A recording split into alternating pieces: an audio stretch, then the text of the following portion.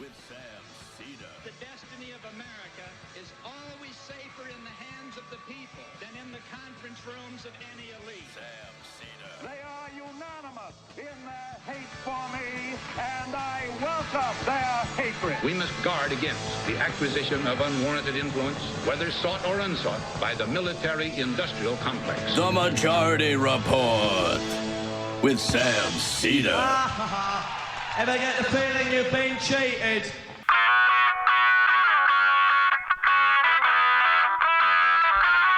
It is Thursday, November 21st, 2019. My name is Sam Seder. This is the five-time award-winning Majority Report.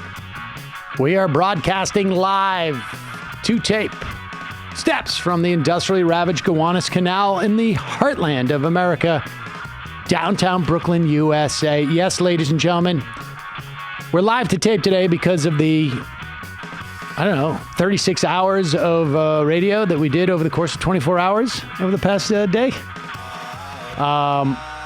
What we have for you today is a compilation on where we are in impeachment and also a recap of last night's Democratic debate. Throw that together. Everybody's resting up from that. So that is what we will present to you today on the program. And we should say we can bring that down now. Obviously, there's some other news going on, but these are the two big stories right now. As it is the 2020 election. What took place at the debate last night. We will get to that. In fact, truth be told, we're recording this yesterday afternoon, so the debate hasn't happened. But by the time you hear the debate recap, that is later in this program, it will have happened. My predictions, if you want me to make some, people are going to go after Pete Buttigieg from both the left and from the center. And the guy's a little sticky. I mean, he's a little dodge and weavy. But we will see, and we will see, I don't know, in about 20, 25 minutes from now as you listen to this. But what we are going to do is I'm going to catch you up on what's happened with sort of the highlights of impeachment. Look, I think this is a big deal. I think it's silly that I actually have to say I think it's a big deal, but from a history standpoint, there's only 3 times in the history of this country that we've gotten this far in terms of impeachment. Once was with Andrew Johnson. Once was with Bill Clinton, and now here we are in terms of Donald Trump. Now, it's apples and orange a little bit with Nixon, because Nixon, they voted to sort of start the impeachment hearings, and they had already sort of had investigations in the Senate. I'm not 100% sure on the history of that, but nevertheless, 3-4 times in the history of the country, whatever. It is historically relevant. And I should say, I think the ethical and civic case for holding your leaders accountable, I think is there. The fact that we rarely do this is no defense as to why we shouldn't do it more. And I think Donald Trump is corrupt, and I think in some respects uniquely corrupt, maybe not necessarily quantitatively, but qualitatively, or vice versa. I don't know how you want to put this. I mean, I think there's a good argument that every single United States president we have, in some way, could be tried for something, and should be. But you go with the opportunities you have. That is from a civic and ethical standpoint. From a political standpoint, I've said this 100 times, so I'm going to say it 101 times. There is nothing a Democratic president is going to be able to do with a Republican Senate. I don't know if they'll have an opportunity to seat a Supreme Court justice. They certainly won't be able to really impact the federal judiciary even close to the way that Donald Trump has. They also will not be able to pass any of its legislation. Now, even a Democratic Senate is going to have big challenges for a Democrat who wants to push progressive policies. The Joe Manchins, the Kristen Sinemas, The people, Hickenlooper, if we end up getting is it Hickenlooper in Colorado? Wait, what's that guy's name? Is it Hickenlooper? Jeez, that just sounds so ridiculous. But Hickenlooper, these are all going to be problems. They're going to be more easily surmountable than a Senate that is run by Mitch McConnell. So if your thing, and there's a lot of folks in our audience who for it is totally their thing and some partially, that politics are only relevant insofar as you can make a direct line as to material benefits for people. And I think, that's a fair perspective to take. What's happening in terms of impeachment and in terms of its implications for control of the Senate are huge. And in some ways, I think it has shaped the tenor of the impeachment hearings. Because, and I think, and I would say not just for the Senate, but also for the frontline Democrats. There is talk right now that Nancy Pelosi is feeling pressure from the frontline Democrats, and that is people who are in purple districts. Remember now, there's only 3 districts in the entire country. Is it 3 or 4? Where a district that Hillary Clinton won in the presidential election is represented by a Republican. There's only 3 out of the 438? What is 5? How many? Whatever. However, how much? 538 in the House. Only 3. Now, you could argue that Hillary Clinton should have won more districts. Maybe the next Democratic presidential candidate will. But it's the point is the margins aren't that huge there. For better or for worse, the Democrats have it in mind that these districts have a lot of I would imagine, a lot of sort of,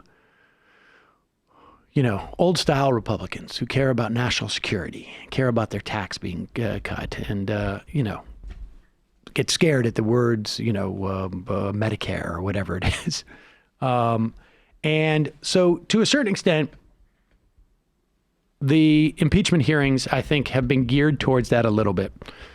Maybe we'll talk a little bit later about whether they should be so narrowly tailored to just Ukraine. That's another topic. But there has been throughout this a quality of trying to make people understand that the national security implications of Ukraine. And that's all well and good. From my perspective, the real issue here is, even if this was, I don't know, Great Britain, the idea that the president would leverage official acts, taxpayer money, to enrich himself, in this instance with valuable services in kind in his to wage his 2020 election, I think is highly problematic. But with all that said, between Maria Yovanovitch, who was the ambassador to Ukraine, I was frankly impressed by just this is a woman who has been working in the U.S. Foreign Service for years, did a great job, took her job very seriously, was taken out because she was an obstacle to Rudy Giuliani's so-called drug deal. That's the way that John Bolton characterized his sort of secret missions on behalf of the president. And they also brought in this guy, Lieutenant Colonel Alexander Vindman. They had him wear his uniform. He has a purple medal. He has an infantry medallion, I guess. Served in Iraq. He came here as a young boy from Russia. I think his mom passed away at an early age. Apparently he was the subject with his twin brother of a Ken Burns documentary when they were here as immigrants. And he came to speak, and his testimony was very compelling. It basically, I'll get into the details in a moment, but let's just start off with this, which was like a spontaneous applause. And look, it's sappy. And I usually don't go for this, but I think it was, somebody had tweeted at me like, impeachment's political theater. And I'm like, I do this every day from literally a set. So yes, guess what? Politics is theater. That is part of this. And yes, this impeachment is theatrical because it is a political process. It is not a criminal one. And it is, there is an attempt where we are trying to convince the American public that the Republican Party is protecting a very corrupt guy. I think the substance is important, but to ignore the theater is, I'm sorry, like it is real. And here is Vindman. I don't think he was performing. I mean, I think we can assess his performance, but I don't think that's what it was about for him. He and his family, including his father and extended family, are having to be protected on army bases because of the threats coming from the Trump followers. Here is Vindman. At one point, he's being questioned by Sean Maloney, not my favorite congressman. He's from New York. And Vindman just, this is the type of stuff that the American public should be eating up on some level. You realize when you came forward out of sense of duty that you were putting yourself in direct opposition to the most powerful person in the world. Do you realize that, sir? I knew I was assuming a lot of risk. And I'm struck by that word, don't worry, that phrase, do not worry, you addressed to your dad. Was your dad a warrior? He did serve. It was a different military, though. And he would have worried if you were putting yourself up against the President of the United States, is that right? He deeply worried about it because in his context, there was the ultimate risk. And why do you have confidence that you can do that and tell your dad not to worry? Congressman, because this is America. This is the country I've served and defended, that all of my brothers have served, and here, right matters. Thank you, sir. Yield back. Oh, well, you eliminated the applause, which was the big, that's all right. Yeah.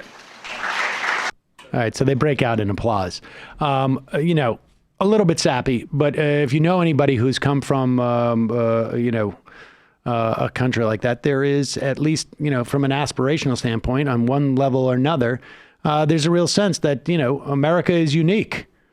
And I don't have to subscribe to that, and I can find it a little bit sappy and understand that it's pretty effective. Now, the big aspects of Vindman's testimony were that he went on multiple occasions to the Inspector General of the NSC to basically report something he saw was inappropriate.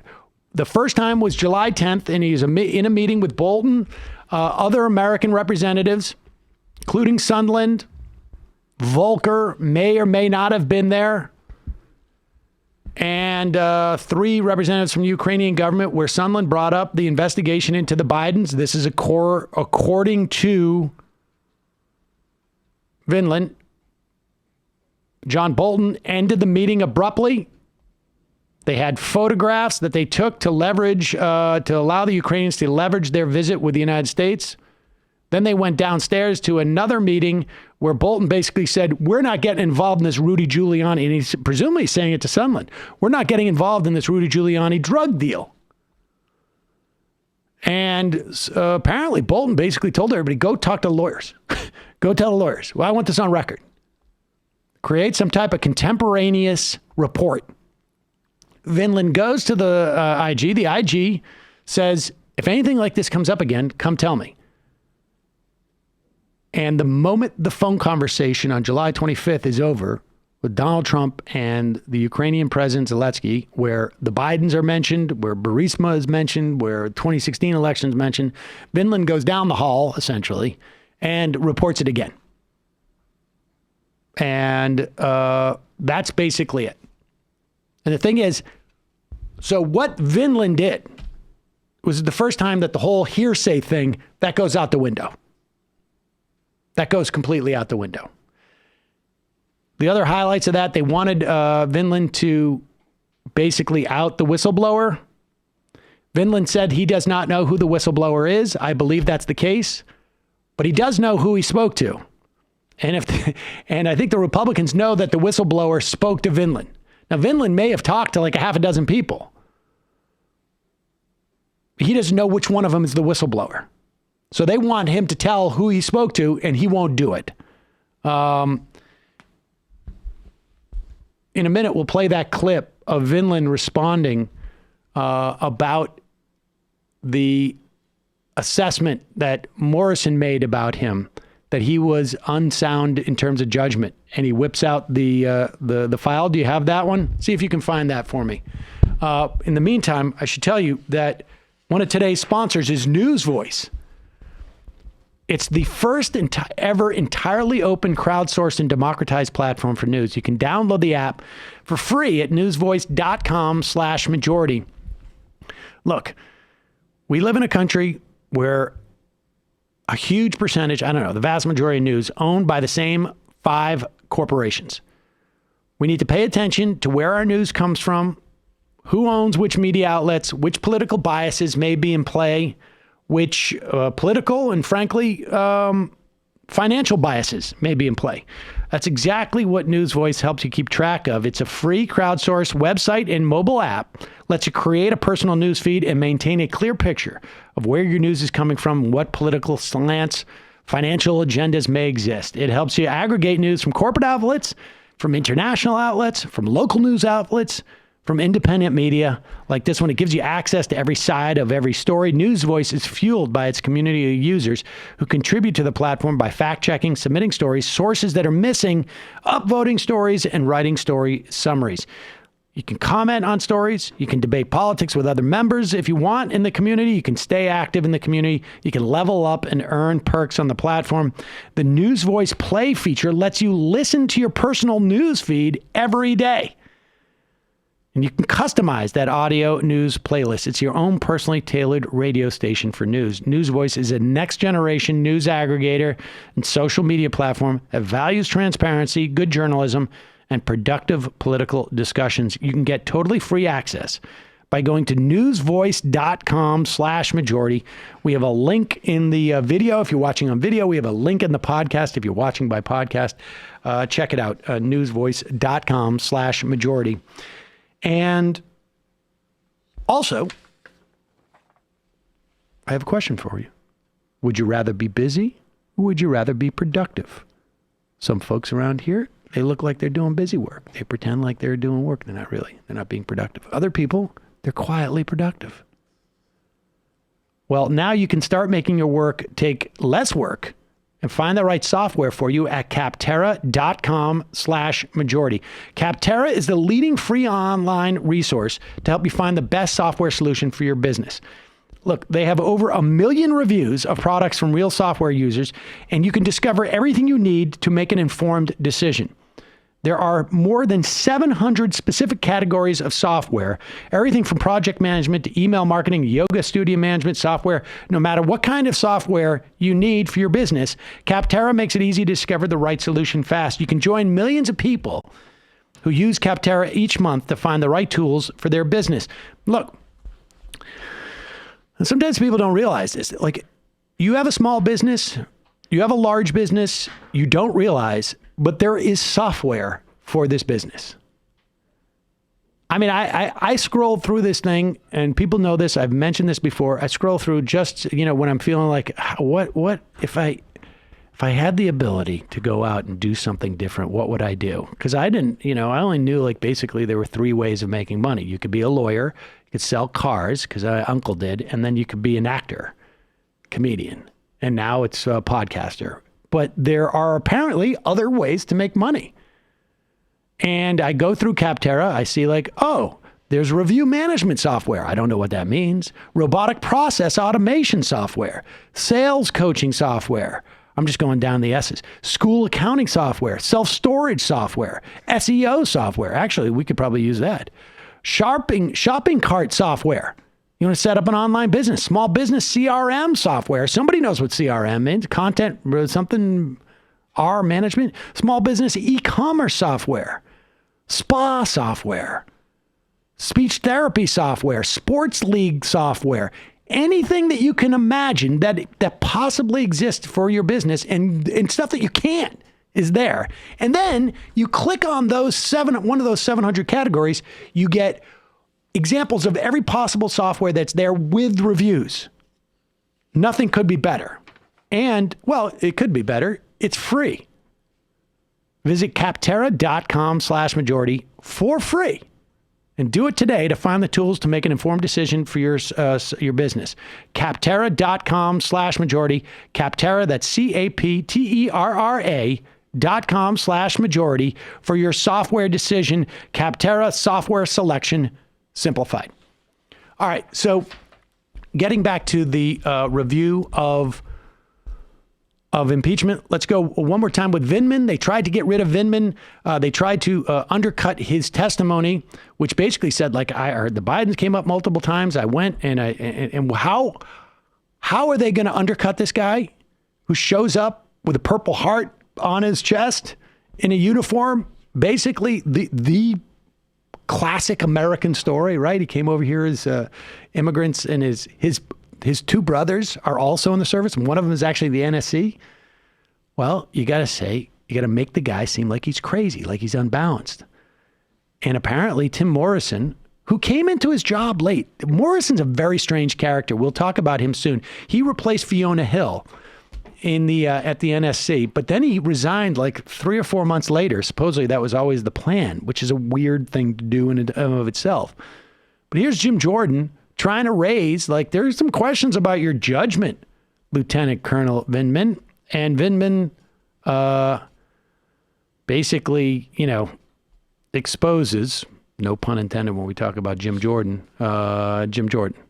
So your boss had concerns about your judgment. Your former boss, Dr. Hill, had concerns about your judgment. Your colleagues had concerns about your judgment. And your colleagues felt that there were times when you leaked information. Any idea why they have those impressions, Colonel Vindman? Yes, Representative Jordan. I guess I'll start by reading Dr. Hill's own words, as she attested to in my last evaluation that was dated middle of July, right before she left. Alex is a top 1% military officer and the best Army officer I've worked with in my 15 years of government service. He is brilliant, unflappable, and exercises excellent judgment. So it was it was exemplary during numerous visits, so forth and so on, but I think you get the idea. Mr. Morrison, the date of that was,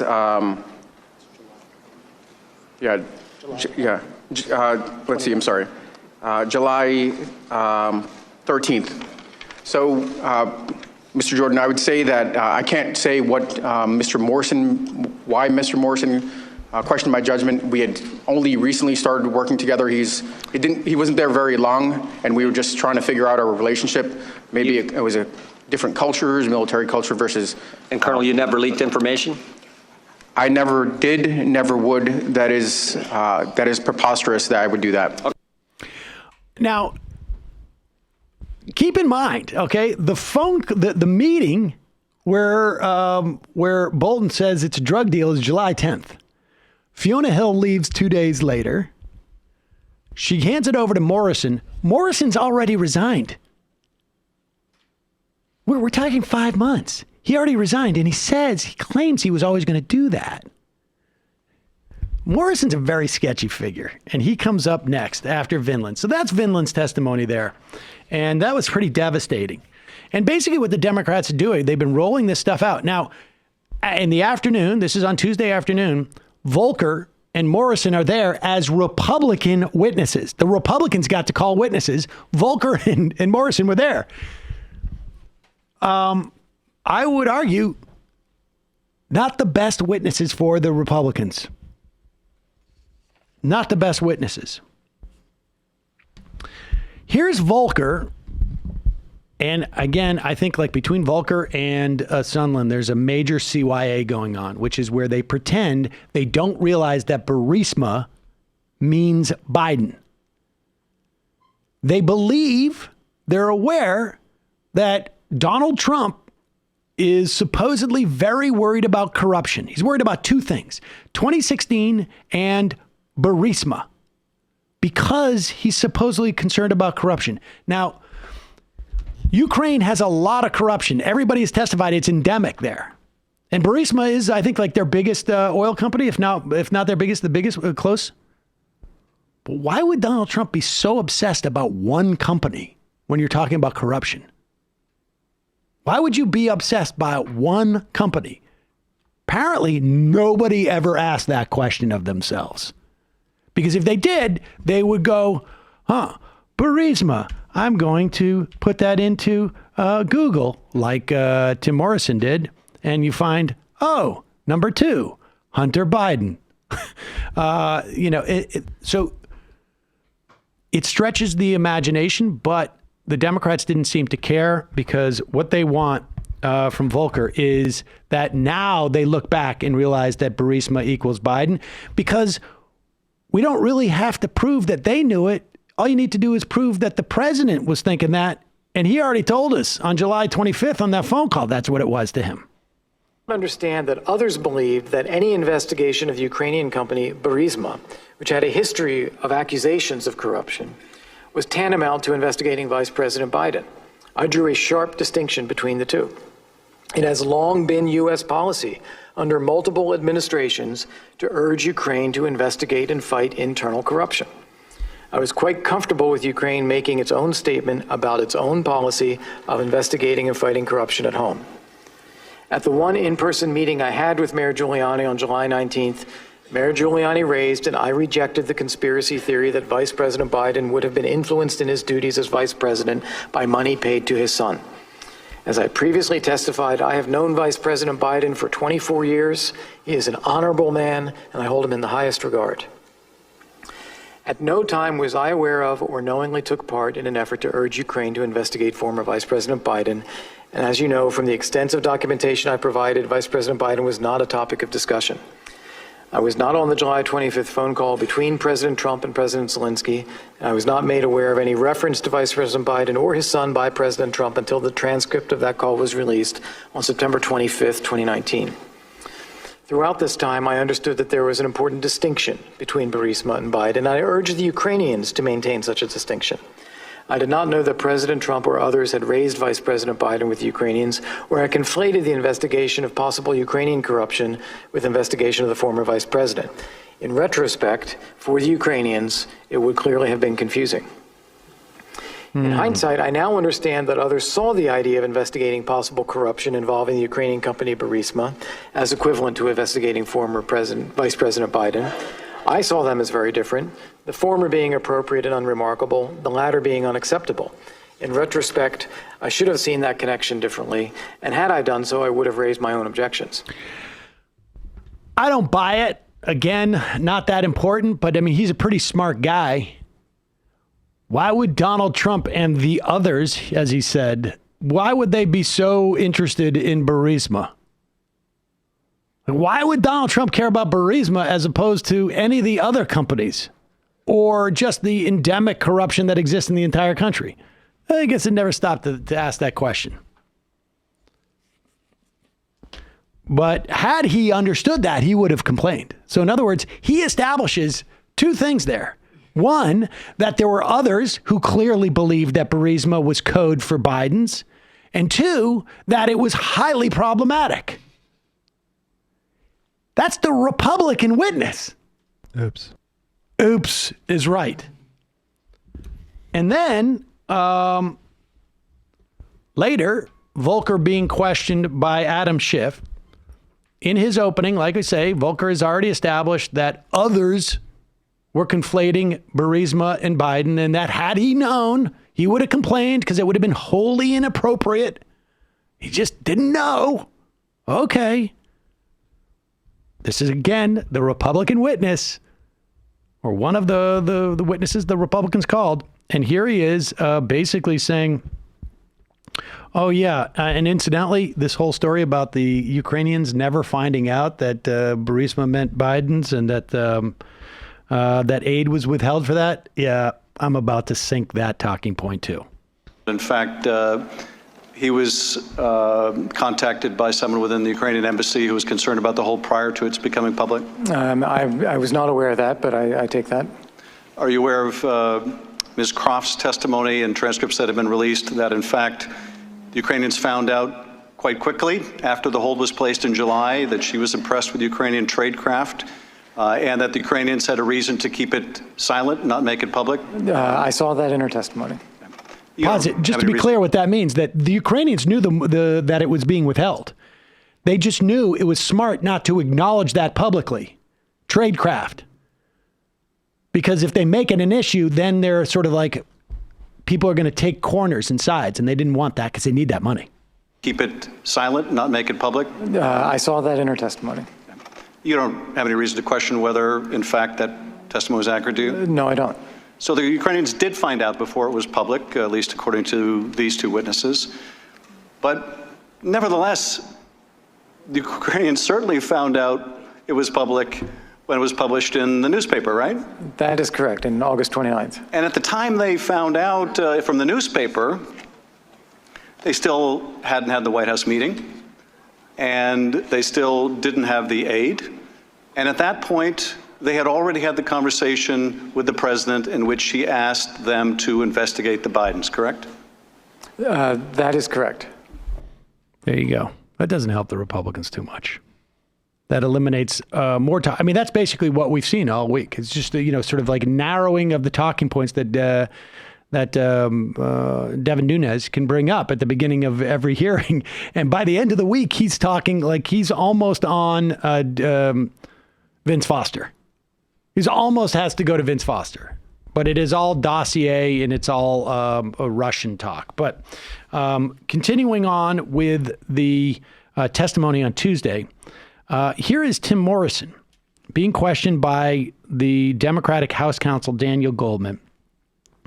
And the strange thing about Morrison, in addition to having already established that his critique of Vindman was sort of contrary to the assessments that Vindman had gotten from Fiona Hill, Tim Morrison, former National Security Council for Russia director, replaces Fiona Hill and then resigns within months, which he says he had always contemplated even before all this came out.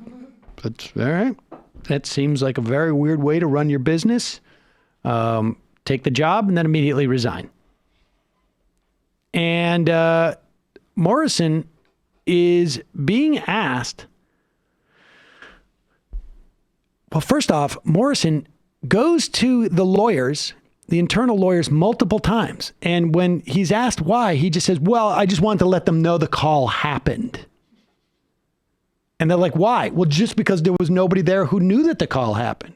Well, why would you feel it necessary for you to go and tell them that the call happened? No reason. No reason. I didn't think it was wrong. I just wanted to make them know that it happened. And now he's also claiming that the reason why the call was put into the classified server, turns out he was told it was just an administrative error. Here we go.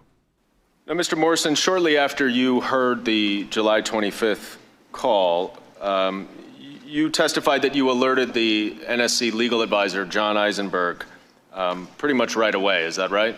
Correct. And you indicated in your opening statement, or at least from your deposition, that you went to Mr. Eisenberg out of concern over the potential political fallout if the call record became public and not because you thought it was illegal. Is that right? Correct. But you would agree, right, that asking a foreign government to investigate a domestic political rival is inappropriate, would you not? It's not what we recommended the president discuss. Now, in a second meeting with Mr. Eisenberg, what did you recommend that he do to prevent the call record from leaking? I recommended we restrict access to the package. Had you ever asked the NSC legal advisor to restrict access before? No.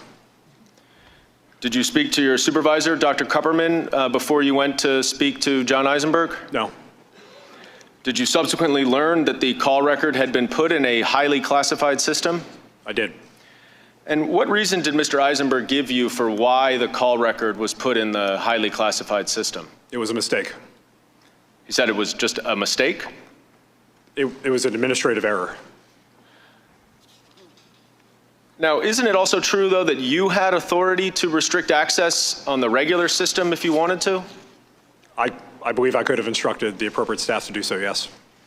So why did you go to the NSC legal advisor to recommend that? Well, I was also concerned that based on the participants in the listening room that day, I did not then, and I do not now recall any representatives from the NSC legal advisor's office, as they were often on head of state calls, but not always. And I wanted to make sure that John Eisenberg, as the legal advisor, and his deputy were aware to review this particular transcript. And you wanted them to review it because you were concerned about the potential political consequences, not because of anything was wrong? Correct. And political consequences was an umbrella term I used in my statement to describe a series of effects I feared about what would happen if and when the content of the transcript or the content of the MEMCON leaked. So just to make sure I understand this correctly, Mr. Morrison, you heard the call. You recognize that President Trump was not discussing the talking points that the NSC had prepared based on official U.S. policy, and was instead talking about the investigations that Fiona Hill had warned you about, and then you reported it immediately to the NSC legal advisor? Is that the correct chain of events here? That's correct. All right, so to be clear, the guy takes the job about 6 days before this call from Fiona Hill, maybe 7 days. She says, hey, one thing to look out for is that there's some weird stuff that's going on. We just had a meeting where John Bolton said, we're not getting involved in this Rudy Giuliani drug deal. There's some weird stuff that's going on in terms of the president leveraging U.S. taxpayer assistance and meeting with Ukrainian president for help in his campaign. So just a heads up on that. And 5 days later, he's on a phone call where he hears exactly that thing. And he claims, I just went to the lawyers because I thought they should review this particular transcript. Why? No reason. I want to make sure that they reviewed this particular transcript. You didn't think there was anything wrong with it? Well, I thought there was a chance if it leaked, it could be politically damaging. Why? Well, just, politically damaging. You know how politics are. They didn't go further with him with this. They walked him up to the line. But look, that is bull, right? I mean, you don't go see the compliance officer just to sort of say, like, will you please review this thing? Why? Just because. I don't think there's anything wrong with it. No reason. No reason. It's really stunning. And they walk him up to the line because I think the Democrats are like, we don't need to put every one of these people in jail, and that's going to make it harder. Let's just get them to give us what we need for Donald Trump. And by the end of the day on Tuesday, after they've heard from Lieutenant Colonel Vindman, after they heard from the Secretary of State designatee to the Vice President, I think her name was Jennifer Williams. They heard from Kurt Volker and Tim Morrison, who were both Republican witnesses, or witnesses called by the Republicans, who did not help the Republicans whatsoever. Adam Schiff gave what I thought was a pretty good roundup of the day. Here it is. Thank you, gentlemen. And I thank you both for your testimony today. I would highlight a couple things about what we've heard this afternoon. First, Ambassador Volker, your written testimony in which you say, in hindsight, I now understand that others saw the idea of investigating possible corruption involving the Ukrainian company Burisma as equivalent to investigating former Vice President Biden. I saw them as very different, the former being appropriate and unremarkable, the latter being unacceptable. In retrospect, you said, I should have seen that connection differently, and had I done so, I would have raised my own objections. Ambassador, we appreciate your willingness to amend your earlier testimony in light of what you now know. And I think you made it very clear that knowing what you do today, that in fact the president sought an investigation of his political rival, Vice President Biden, that you would not have countenanced any effort to encourage the Ukrainians to engage in such conduct. I appreciate also that you were able to debunk, I hope, for the last time, the idea that Joe Biden did something wrong when he, in accordance with U.S. policy, sought to replace a corrupt prosecutor, something that not only the U.S. State Department wanted, not only the European Union wanted, and not only the IMF wanted, but was the consensus position of the United States national security infrastructure. You didn't get a lot of questions about that today, as other witnesses did, because I think you effectively said that was all nonsense. We appreciate your candor about that. Mr. Morrison, I think what is most remarkable about your testimony is the acknowledgement that immediately after the Vice President met with President Zelensky in Warsaw, you witnessed Gordon Sondland meeting with Andrei Yermak, a top advisor to President Zelensky, and then immediately thereafter, Sondland told you that he had informed the Ukrainians that if they wanted that $400 million in military aid, they were going to have to do those investigations that the president wanted. And you were later informed, and this is also significant as you've testified here today, that the Ambassador Sondland had a subsequent conversation with President Trump and informed you that it wasn't going to be enough for the Ukrainian Prosecutor General to announce the investigations the president wanted. President Zelensky had to do it himself if he wanted to get that aid, let alone the meeting in the White House. Now, you've been asked to opine on the meaning of the term bribery, although you weren't asked to opine on the meaning of the terms high crimes and misdemeanors. But bribery, for those watching at home, is the conditioning of official acts in exchange for something of personal value. The official acts we're talking about here are a White House meeting that President Zelensky desperately sought, and as you have acknowledged, Ambassador Volker, was deeply important to this country at war with Russia, to show the United States had this new president's back. That meeting was important. That meeting is an official act. The military assistance is even more significant because Ukrainians are dying every day in their war with Russia.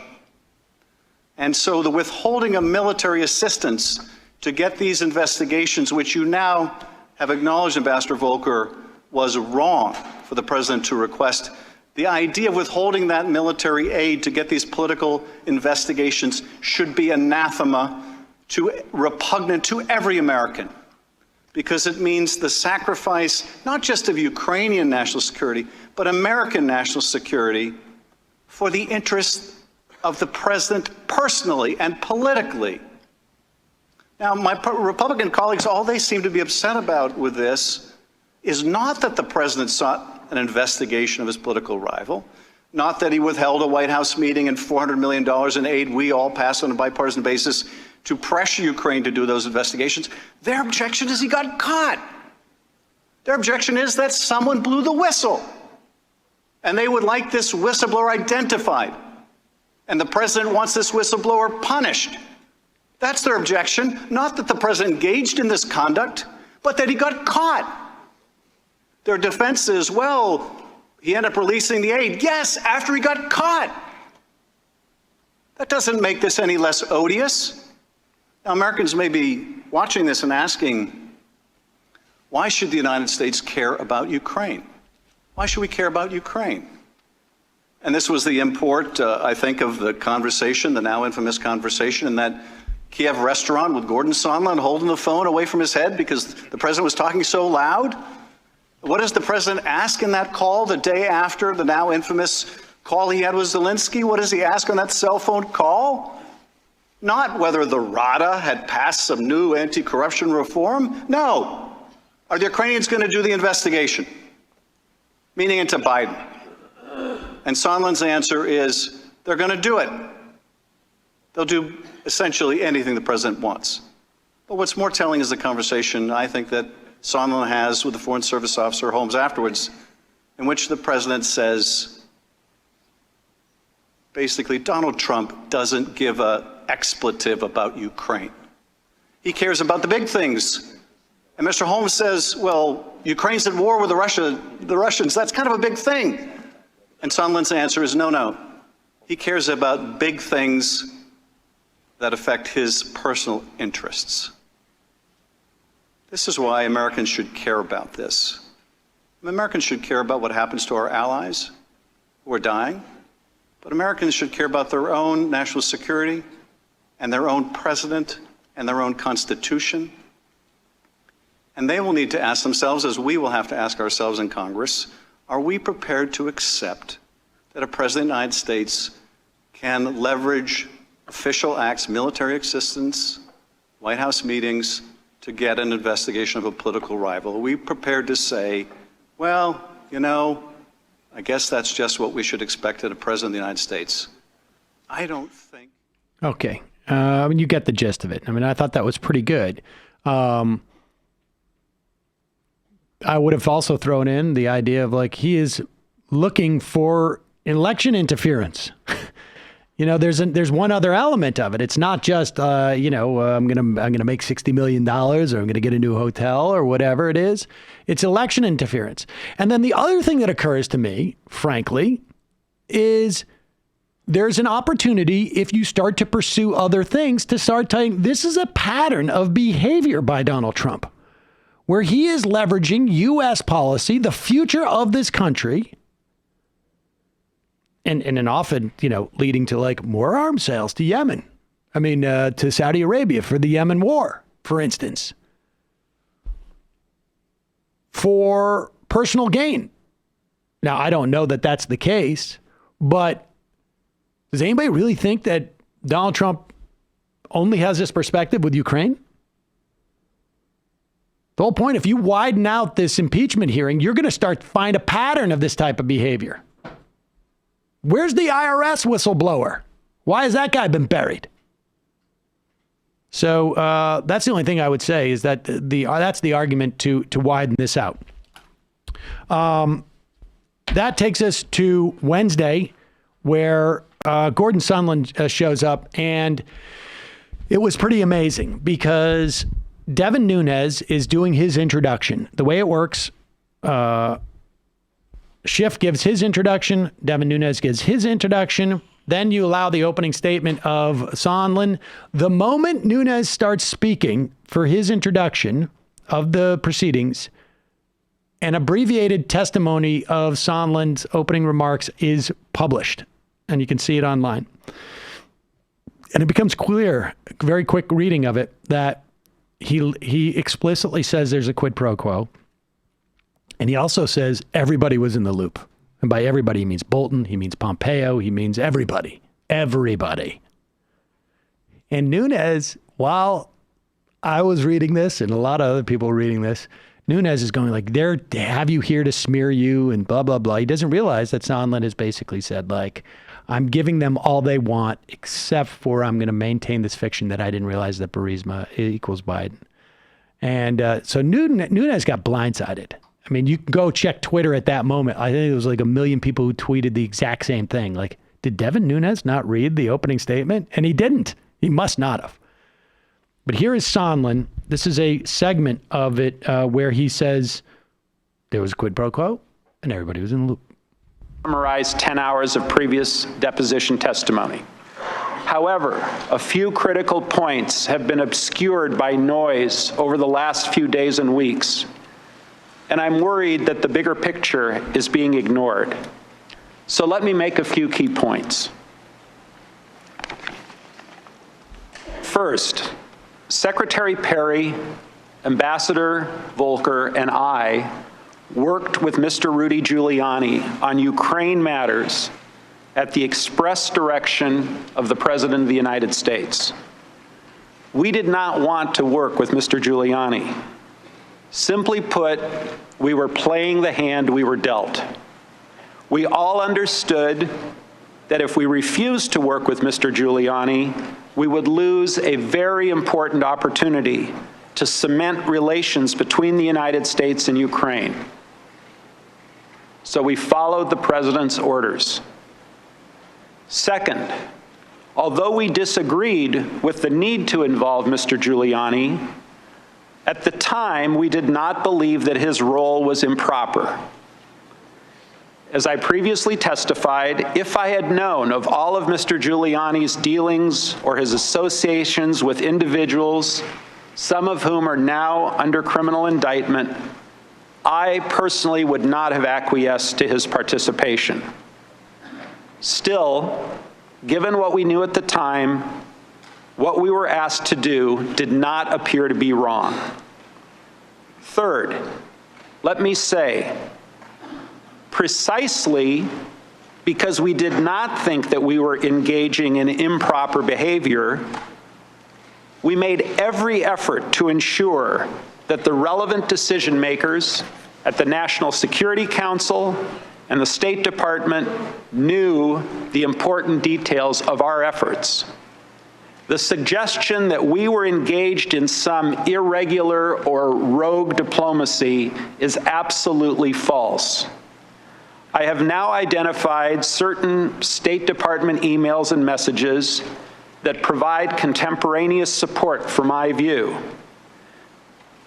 These emails show that the leadership of the State Department, the National Security Council, and the White House were all informed about the Ukraine efforts from May 23, 2019, until the security aid was released on September 11, 2019.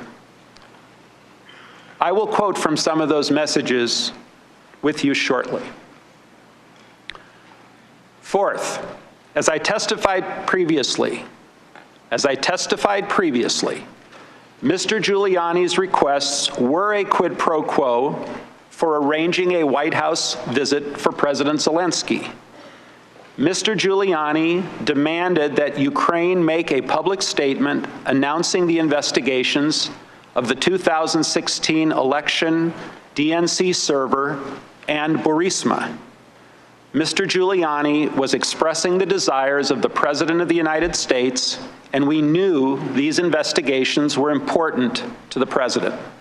Okay, I think that's basically the two things that you needed to know there. One is Sondland fingers just about everybody involved in the administration, and two says it was Giuliani was the irregular channel. We were all being played for suckers, and I didn't realize that when he was going around saying Burisma, he was talking about Biden.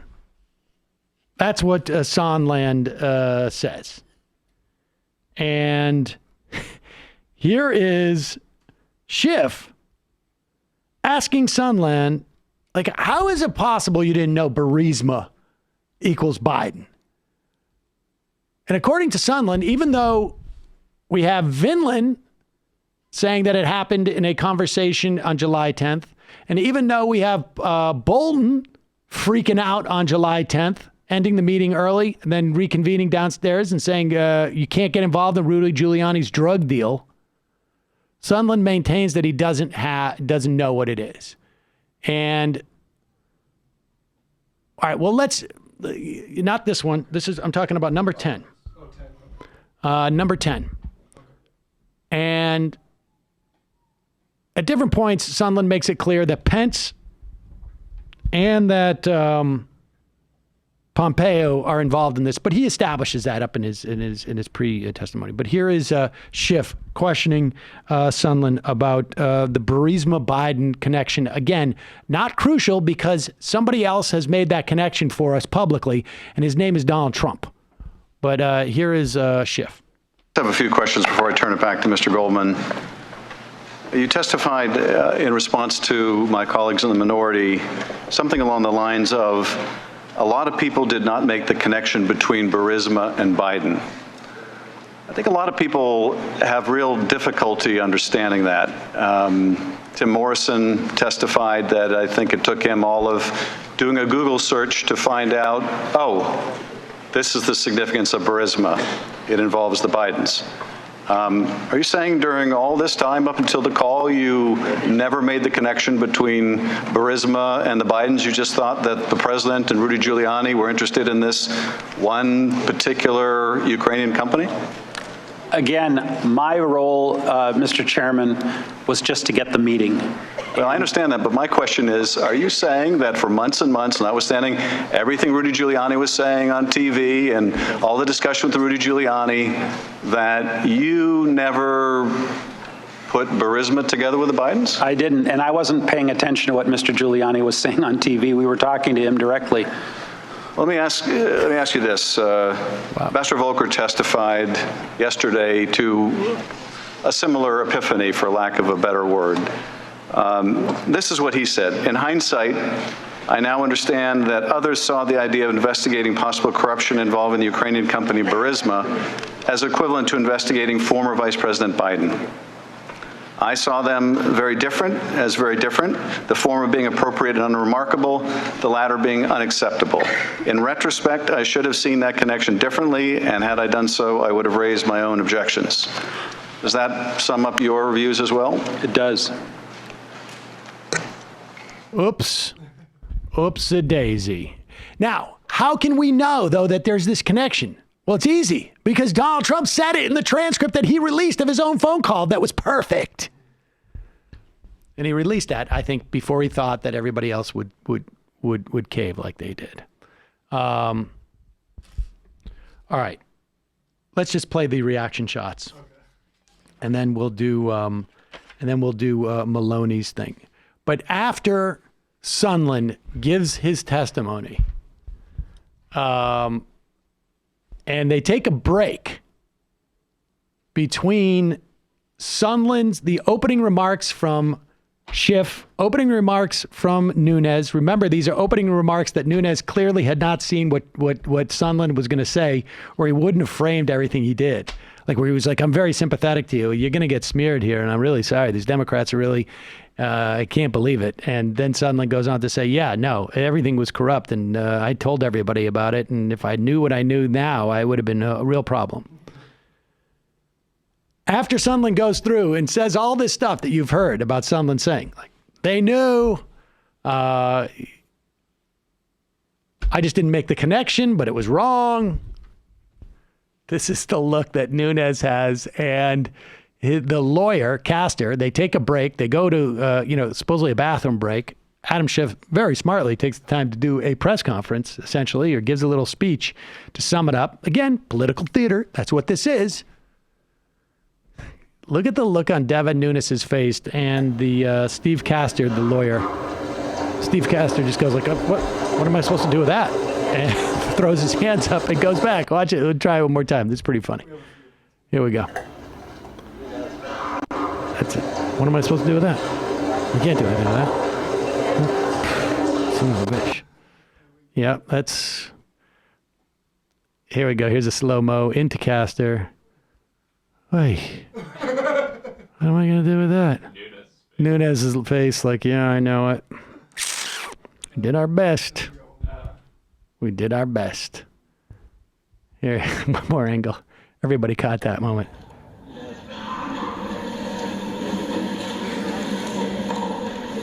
Yep. Sorry, guys. There it is. And later in the member questioning,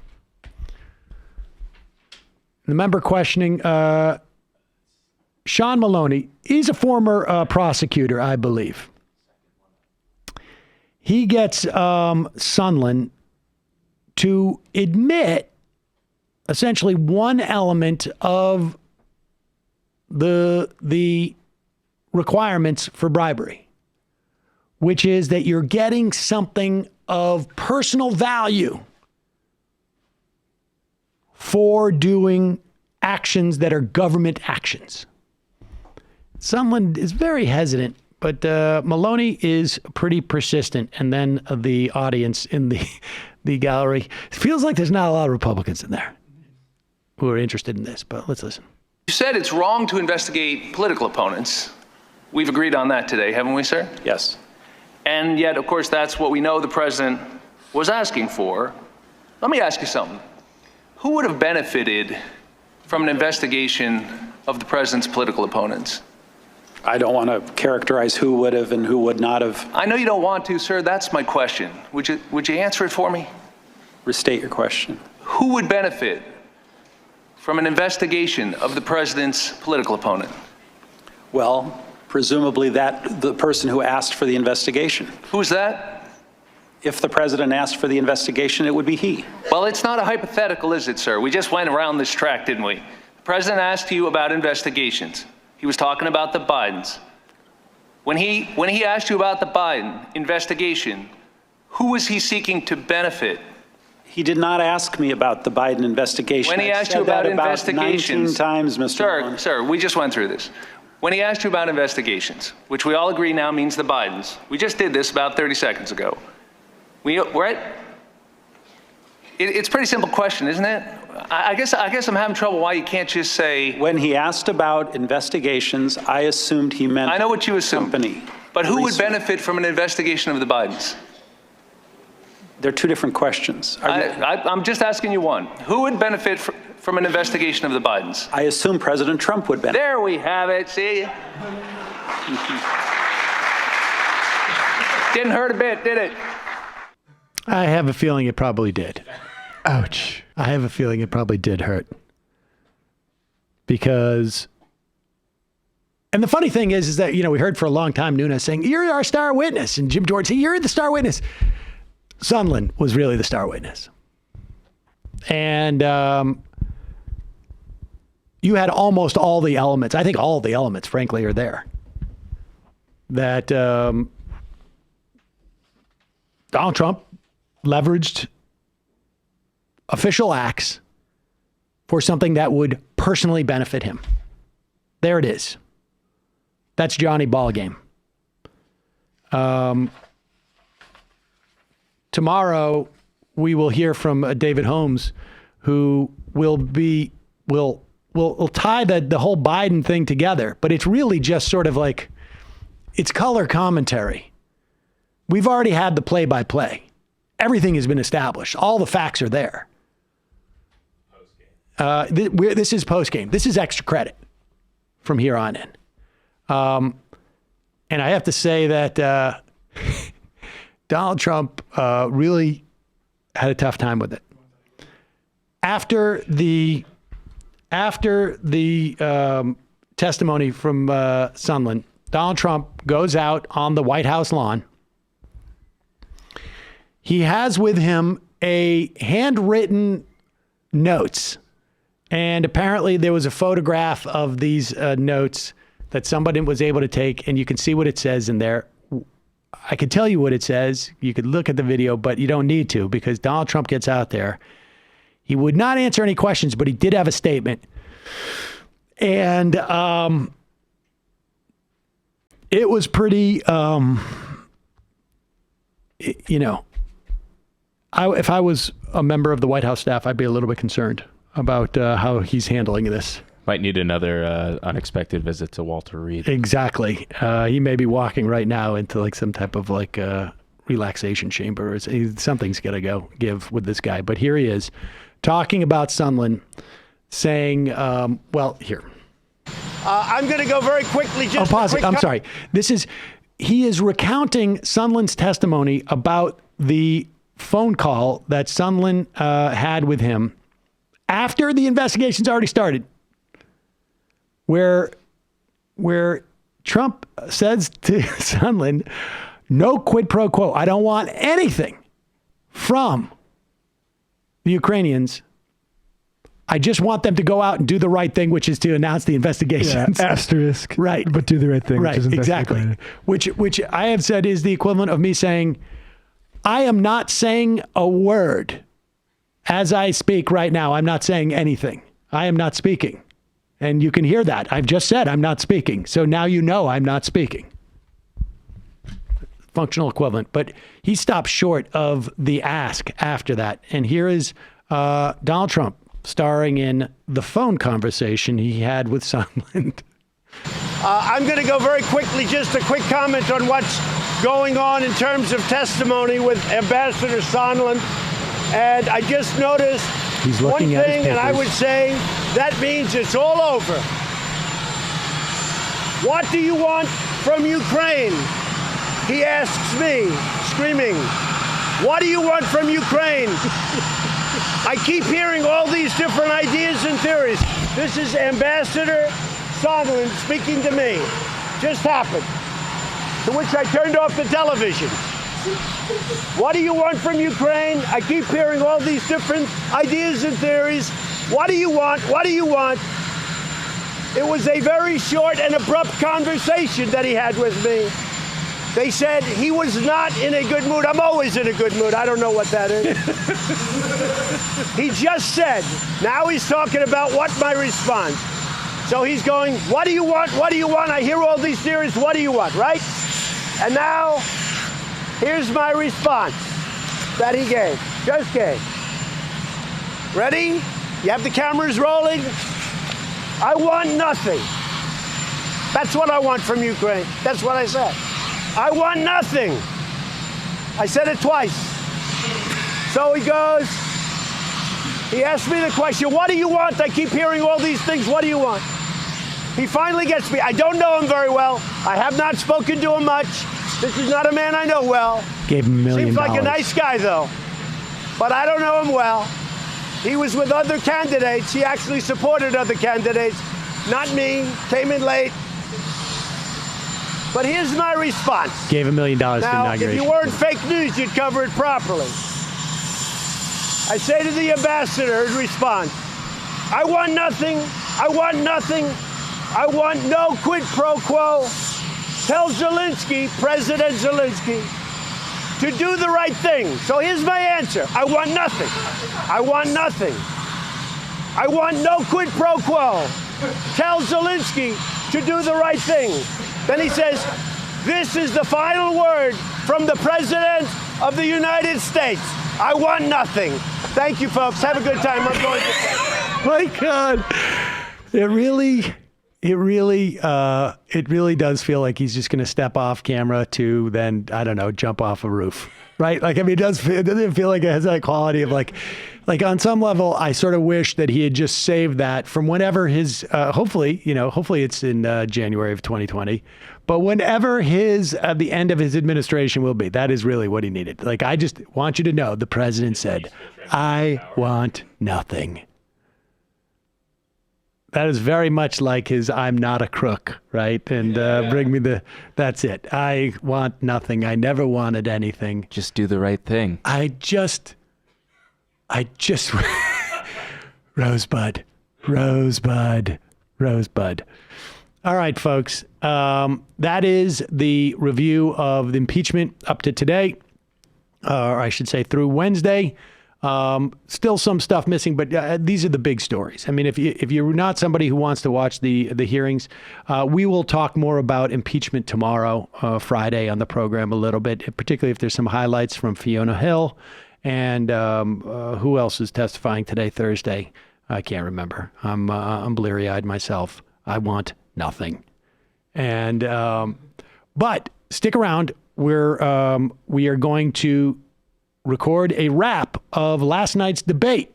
We'll have a couple of clips, and we'll give you a sense of what our first read on the debate was. 1 second, musical interlude, maybe. And just a reminder, this show relies on you for its support. You can become a member at jointhemajorityreport.com. Your support makes this show possible. When you do support the program, you get it commercial-free. And you get the extra bonus material that we usually do. We didn't do it today. We just gave everybody, it's just a long show. And or if you want the bonus material, go check out one of our 14 hours of worth of programming yesterday. So, and also don't forget justcoffee.coop, fair trade coffee, tea, or chocolate. Use the coupon code majority. Although right now, I think they have a 30% break.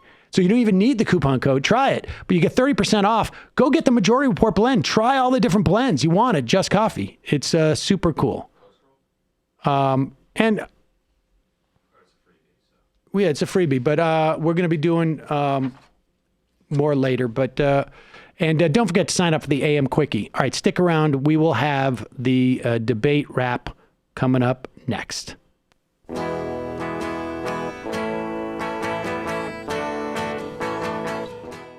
I don't know. I think let's start this recap right now by saying that We are 3 months out. What is it? February 15th or so is the Iowa caucus. Wait, February? Oh, we're less than 3 months. That's almost 3 months to the day. Yeah. And there needs, and I don't, how many more debates do we have scheduled? It can't be more than 3. It's 2, right? We desperately need, as Democrats, to start to call the island, as it were. And I know that this is, in some respects, anti-democratic, right? I mean, the most democratic principle would be to have everybody who is even remotely possibly still in the race. And the fact of the matter is the vast majority of voters are still not engaging. I mean, that's just the reality. But well, they're not giving them much to work with.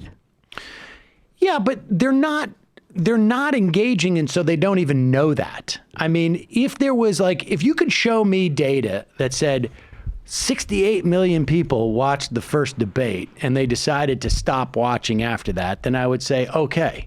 But the reality is the vast majority of even Democratic voters are just not paying attention. All they care about is basically get us a nominee, and I want to vote against Donald Trump, to the extent that, I'm talking just like your mainstream Democratic voters. Is it possible there's only one left? It is possible. I'm looking at New York Times schedule, December 19th in L.A. I mean, it's the same garbage every time, though. Like, maybe they watched one a long time ago, and then they're like, this is bullshit, and they never watched one again, and they wouldn't be wrong. If that was the case, but there really is just no data to support that. I mean, there was an exchange I saw between I think it was Bitkofer and Jesus, it's been a long day, folks. Dave from the Washington Post. Dave from Washington. Wow. All right. I'm sorry. I know you're a little grumpy, so I won't lean on it now, but Sam Biden is happening. Well, it's true. Dave from I have literally Washington Post. Dave. I started broadcasting this morning at 8:45 yeah, a.m. It's been thank you very much, Tim Apple. 14 hours of 14 hours of streaming for Sam. We have talked about me doing a 12-hour marathon we're show. not doing that. I've already passed it today. This is 14. This is hour 14 for me. Thank you very much, Dave, Washington Post. But Dave Wapo, the guy big from liar. the CIA. The guy from the CIA guy. CIA look, Dave. The percentages, and I don't have it right in front of me, but the percentages of people who just haven't been paying attention is just extremely high.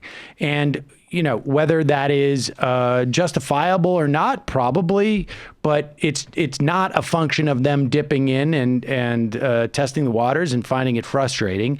It is just that they're not interested. And now, personally, from my perspective, I think the stakes are pretty high, but I'm not going to judge people. I'm just going to say this is the reality. A significant portion of people who are going to end up voting, over 50%, who are going to end up voting in the general election, have not paid one moment of attention to this primary. Not a moment of attention. And so the reality is that the choice is going to be left, it seems to me, to the people who have been engaging. And, is it fair? I don't know. I mean, but the reality is that you participate, you get a bigger say in things. I mean, that is the way that our government works. And who do you think's base has been most motivated to participate and is most interested in their candidate? Well, I mean, I think probably. I would say Bernie, but the numbers are just it's across the board. But I think Bernie has the most solid base of voters that aren't going to move. Most people that won't change their mind. Yeah, and I think that's just a statistic. They don't. He doesn't necessarily have the most amount of voters at this point, as far as we can tell. But these are all based upon models that may not be accurate. With all that said, I think the DNC, as anti-democratic as it is, and to some extent, this is why I'm also a proponent of having to register to vote in a party before you vote, whether it's the day of or, I prefer the day of. but at least it's the moment before you vote. If you show up, you have more influence. And so I think the Democratic National Committee needs to basically raise the floor. People who getting 5% or 4%, like Amy Klobuchar or Yang or Gabbard or whomever, I don't care. If it's a candidate that I like, it doesn't matter. If you're getting 5% at this point, the bottom line is you just don't make the cut. Go off. You can go to another debate. There's nothing preventing, Castro right now from going and participating in another debate if he doesn't qualify for the DNC sanction debates. I mean, I actually think it would be, if I was working for Julian Castro, I would say we're going to have a big debate night watch party, and I'm going to do like a live response to it. I Probably. mean, you get a response. You might also have an opportunity to actually say something substantive. Exactly. And not have to like respond to like, well, let me tell you, I really do think it was inappropriate for certain people to chant a certain thing at my rally one time out of the 50 rallies. I mean, that's just an absurd question to ask. Bolivia not mentioned once. No. Climate change. Well, no, they can only talk about imperialism when it's China doing it. I mean, not even like, has there been a single question in any of these debates on Donald Trump pulling out of major arms control treaties? I mean, if so, when was the last time we talked about Iran? When was the last time that we talked about, I don't know. There's a myriad of things that we've talked about that we haven't talked about. Infrastructure. We haven't talked about actual genuine immigration reform. I mean, there's been nothing substantive. Credit to Bernie for, I just want to say, I think it's interesting. I saw Bernie in LA, in East LA, for a rally, and he is foregrounding immigration a lot. And I think it's interesting he chose to do that in his closing. Part of the problem. It's really important. Part of the problem with having, now we have what, 10, 12 people on, it's still 10 people, 9 people on the stage, is that you cannot really dig in and really force the candidates, and I don't care who they are, to address things substantively. I mean, let's play. Do we have this clip of Mayor Pete on voting rights? This is a prime example of what I'm talking about.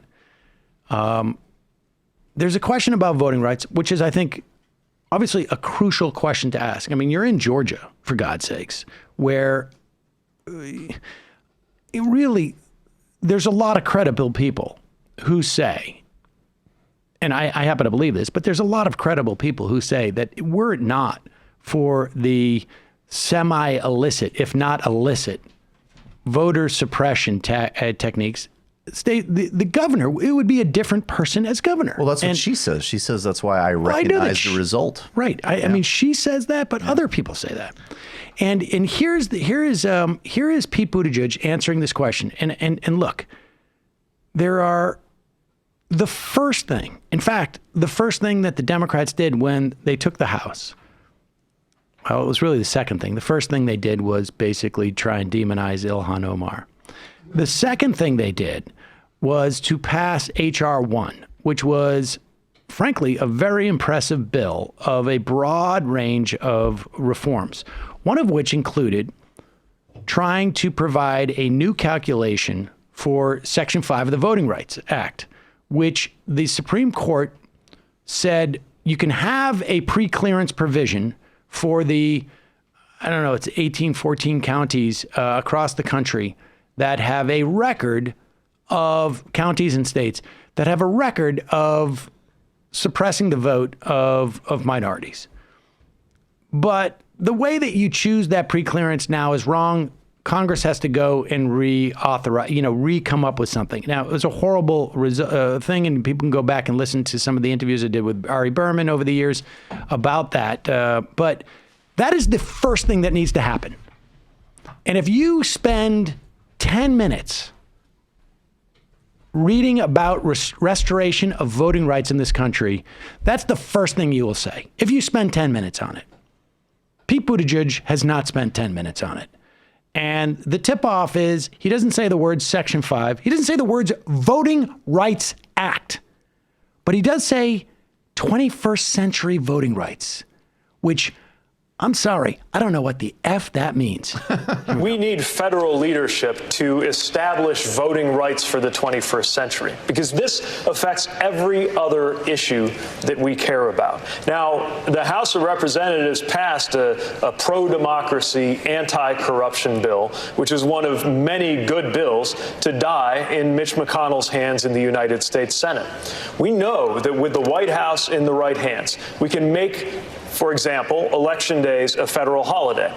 We can use carrots and sticks to induce states to do the right thing with automatic voter registration, same-day voter registration, making it easier for people to vote, and in particular, recognizing that we cannot allow the kind of racially motivated or partisan voter suppression or gerrymandering that often dictates the outcome of election before the voting even begins. Right now, we have politicians picking out their voters rather than the other way around. That, compounding with what is being done to restrict the right to vote, means that our democracy is not worthy of the name. I want to. These process issues. All right, and then I mean, when the moderators on this debate basically interrupt you to try and get you to answer the question in something other than sort of like off the shelf pablum, you know you have a problem. And I mean, this is a guy who's just not in tune with that. Do you think that people are, I mean, this is the question I'm really starting to have about Pete now, because I think it's all pablum. And when it isn't pablum, it's like substantively really problematic, in fact.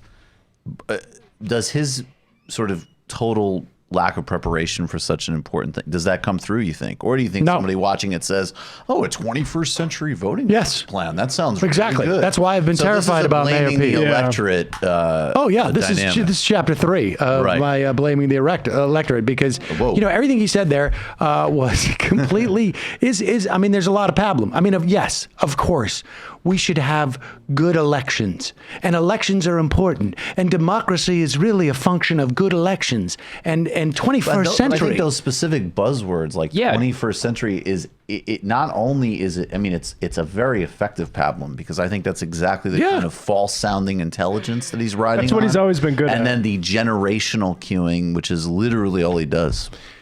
There was at the beginning of the debate an opportunity, it seems to me, to ask a very relevant question of Joe Biden, one that I think I've repeated multiple times on this program.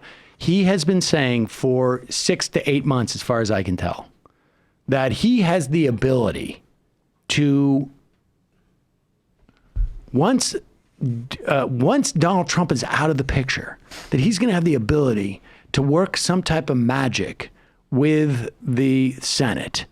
And there's really almost like 3 or 4 different ways that you could respond to this that are all, in my opinion, devastating to Joe Biden. One is, are you effing kidding me? Donald Trump was not there during the Obama administration, and they were incredibly obstructionist. And to the extent that the Republicans got the upper hand, it was because of Joe Biden, who rushed in to do that. Go back, look at the reporting in Ryan Grimm's book, We've Got People, on how Joe Biden undercut Harry Reid on the question of the fiscal cliff. I don't want to get into that right now, but the point is that's one tact. The other tact is to say to Joe Biden, why do you think you can do better than Barack Obama? Like, what is it that you think that you're going to do better, and why? Explain it to us. Well, you know, Obama was not the most skilled or charismatic politician. So exactly. That guy was just not a natural politician. I mean, look, he had a certain articulateness and he showered. But wait for Joe. And so I was very excited that this question was more or less asked of Joe Biden, but it was less than more, because they just let him get away with nothing and then just moved on. But here is that response. And I think it also is indicative of, like, he's having trouble talking at the beginning of this debate. I mean, let's be honest, folks. How would you get those same Republicans to work with you? Well, look, the next president of the United States is going to have to do 2 things. Defeat Donald Trump. That's number 1. Pause it. I just want to be clear. I just want to get some sequencing settled. The next president of the United States will have already beaten Donald Trump. The question is, when you become president, which presumes that you beat Donald Trump, how are you going to deal with the Senate? Okay, so the question is, what are you going to do in January of 2021, late January going forward? His entire question is everything that he's supposedly going to do before November of 2020. Maybe I'm a little stickler, but, you know, go back and let's just listen to this again. You get those same Republicans to work with you. Well, look, the next president of the United States is going to have to do two things. Defeat Donald Trump. That's number one. And number two, going to have to be able to go into states like Georgia and North Carolina and other places and get a Senate majority. That's what I'll do. You have to ask yourself up here, who is most likely to be able to win the nomination in the first place, to win the presidency in the first place? And secondly, who is most likely to increase the number of people who are Democrats in the House and in the Senate? And by the way, I learned something about these impeachment trials. I learned, number one, that Donald Trump doesn't want me to be the nominee. That's pretty clear. He held up aid to make sure that, while at the same time, innocent people in the Donbass are getting killed by Russian soldiers. What? Secondly, I found out that Vladimir Putin doesn't want me to be president. So I've learned a lot about these. We can actually negotiate that. Yeah, but what about maybe we were Joe? jumping The gun. bottom line is, I think we have to ask ourselves the honest question: who is most likely to do what needs to be done? Produce a Democratic majority in the United States Senate, maintain the House, and beat Trump. So let me. He really needs to turn the key on those wind-up. That was choppers. only a minute 17, incidentally. I want you to say that, like, if you want to live forever, I would get some type of like repeated Joe Biden response on your iPhone and just play it forever, and you will live forever. We should move to this right away. But let me I just want to make this clear, what his response was. How am I going to deal with the Republicans in the Senate once I'm president? Well, I'm going to be president. That's the first thing I'm going to do. And the second thing is, while I do that, I'm also going to make sure that there are more Democrats in the Senate. And how can I prove to you that I'm the person to do that? Because the guy whose judgment I think is completely suspect and ruining this country says that I'm the biggest threat. Solid answer. There you go. But lest you think that Joe Biden hasn't updated his perspective on things, he is asked a question about Me Too. Now, the reason why, and this is a good question to ask Joe Biden, because Joe Biden... It's a great one. He is notoriously sort of less than respectful for people's private space, personal space, particularly women's. He also left about 3 women, sidelined them in the Clarence Thomas hearings, and allowed Anita Hill to basically twist in the wind. And has not apologized to her in any real way since. Well, he sort of has. She hasn't accepted it, though. Right, exactly. He's sorry that he made her feel bad. Right. basically. He's sorry she got mad. Yeah. Bless me, Father, for I have sinned. And here he is. Now, look, we are,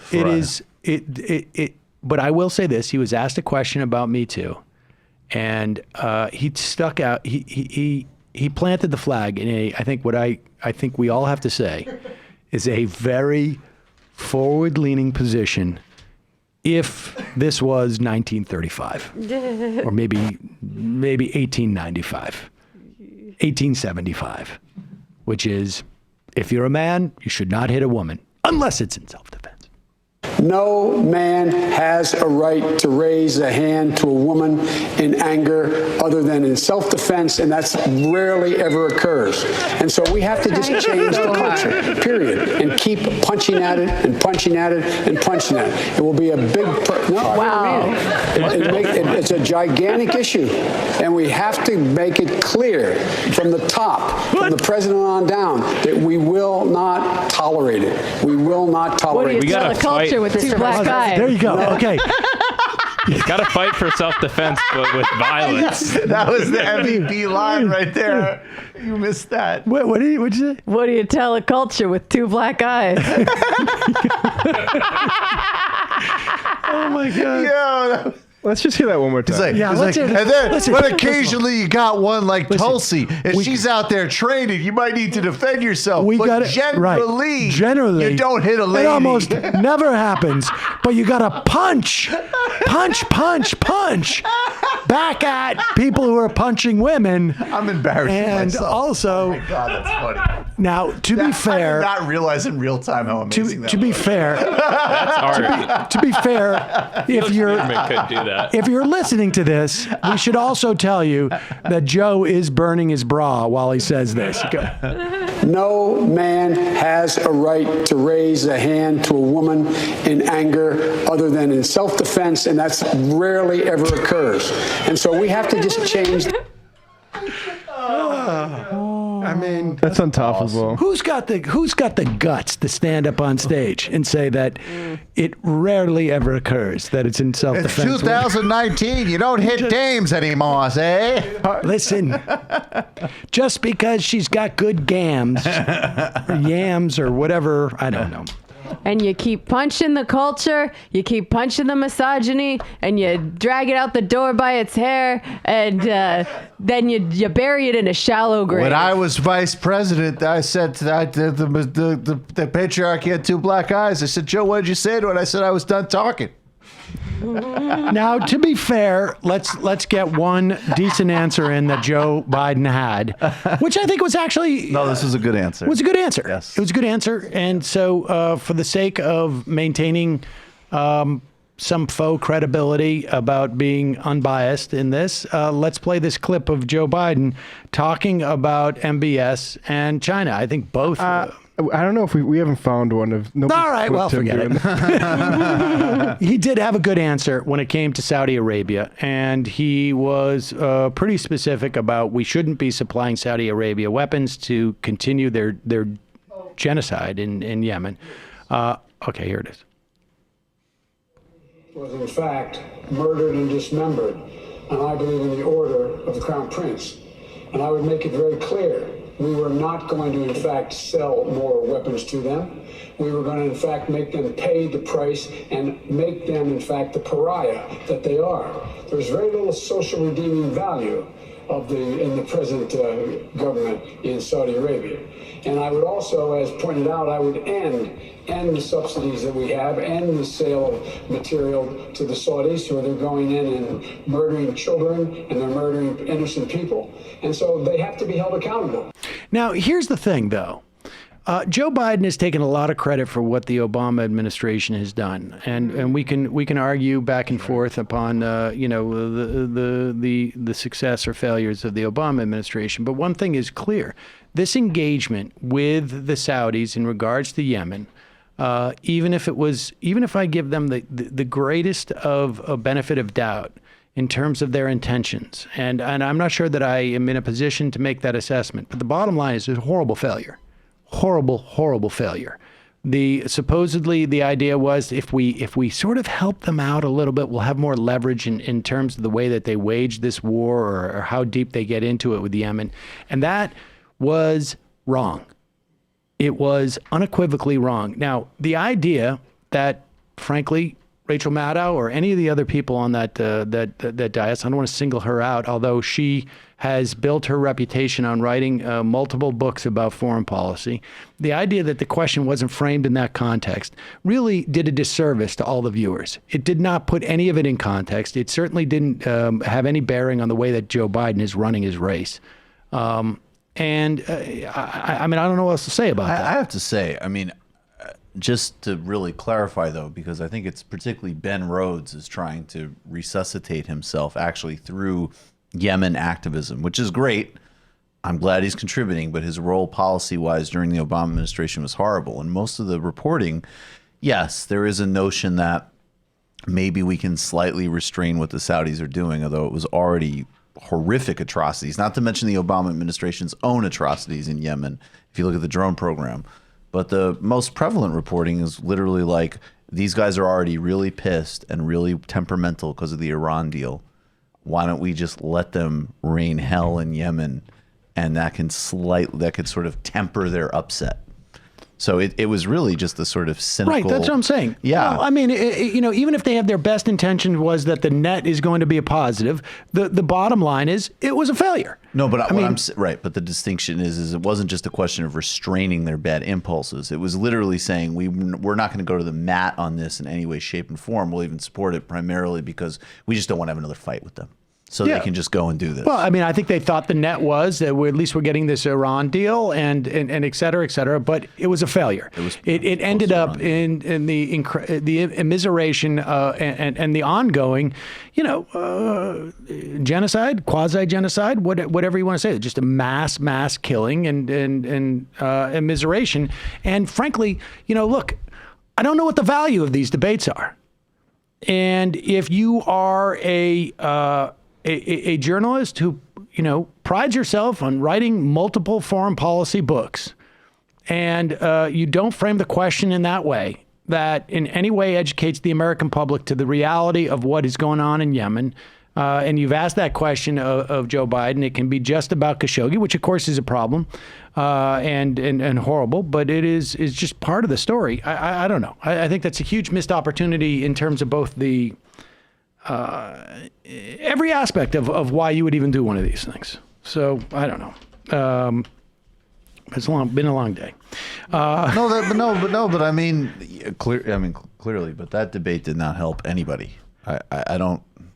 It's a horrible look, job. I would be willing to bet that we're going to have half a day's worth of Amy Klobuchar really stood out. I mean, she really. Well, they've been doing really that after every single debate, exactly. So of course and now she's polling in people who are 73 and over, living in certain quarters of the country. She's like polling 14%. So I think we're definitely seeing some movement. I mean, that's what we're going to hear. Here is. Bernie Sanders was largely ignored in the first hour of the debate. He had an opportunity in a minute 21, I believe it was, to talk about Medicare for all. I mean, look, he is, by any measure, and even their own polling that they showed in between the things showed that he was more or less tied for second, I think, nationally. Maybe he was down a point, maybe he was up a point. I can't remember between him and Warren. He has the most aggressive Medicare for All program, and so they asked him about it in minute 21 of the debate. Here it is. Senator, thank you, Senator. Senator Sanders, let me bring you into this conversation and ask you the question. Indeed. Well, I want to ask you the question this way, Senator Sanders. You described your campaign, including your plans for Medicare for All, as a political revolution. Yes. President Obama explicitly said the country is, quote, less revolutionary than it is interested in improvement. The average American doesn't think we have to completely tear down the system and remake it, end quote. Is President Obama the worst wrong? way they possibly could have asked this We question. don't have to tear down the system, but we do have to do what the American people want. And the American people understand today that the current healthcare system is not only cruel, it is dysfunctional. Now, you tell me how we have a system in which we spend twice as much as do the people of any other country, and yet we got 87 million uninsured, underinsured. In some cases, we pay 10 times more for prescription drugs as do the people of Canada or other countries. 500,000 people go bankrupt because of medically related issues. They come down with cancer, and that's a reason to go bankrupt. Now, some of the people up here think that we should not take on the insurance industry. We should not take on the pharmaceutical industry. But you know what? If you think back to FDR, and if you think back to JFK and Harry Truman and Barack Obama, as a matter of fact, people have been talking about health care for all. Well, you know what? I think now is the time. And in the first week of my administration, we will introduce Medicare for all. Medicare for all. That means no deductibles, no co-payments, no out-of-pocket expenses. That's where we got to go. Now, I mean, the interesting thing about this is that Barack Obama has weighed in again in the 2020 election, and I think it's quite clear that he is attempting to stop, I think Bernie, and I think, frankly, Warren as well. I mean, I think there's a very good argument that Deval Patrick is in the race, largely to both inhibit Warren and Sanders from gaining a toehold, particularly in New Hampshire, maybe in other states.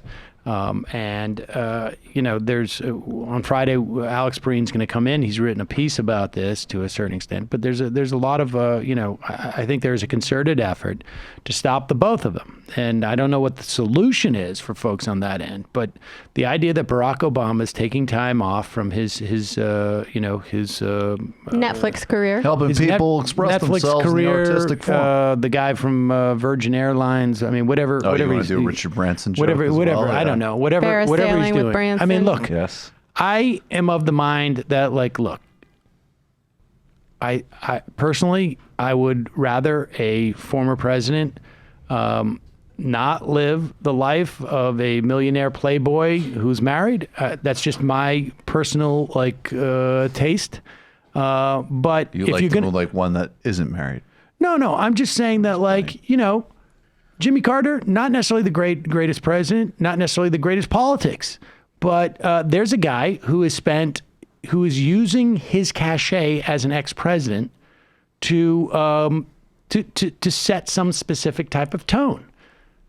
If Obama had gotten us card check, he could have as many private islands as he wants for all I care. I mean, I agree with that. That's the thing, is that I don't really feel strongly about that. I also think that you put 8 years in like that, you took a lot of grief. Fine. You want to go and live that life, God bless you. But what are you talking? What are you complaining about? Just say thank you, please. Can we play that for Sam every day? I'm willing to say thank you, please. But to come back into it, to come back into the race and put your finger, put your foot on the scales, your thumb on the scales, your toe on the scales, whatever, I don't know, whatever it is he's putting on the scales. Well, at least it shows he really believes in something, right? That something being failed neoliberal policies. I gotta say, I don't even know when I think it's a combination, and I read the Perrine piece that's sort of interesting that Bloomberg is the stalking horse for all of the Clintonites who have a pathological hatred of Sanders, and Duvall's a stalking horse for the Obama people that don't like Warren.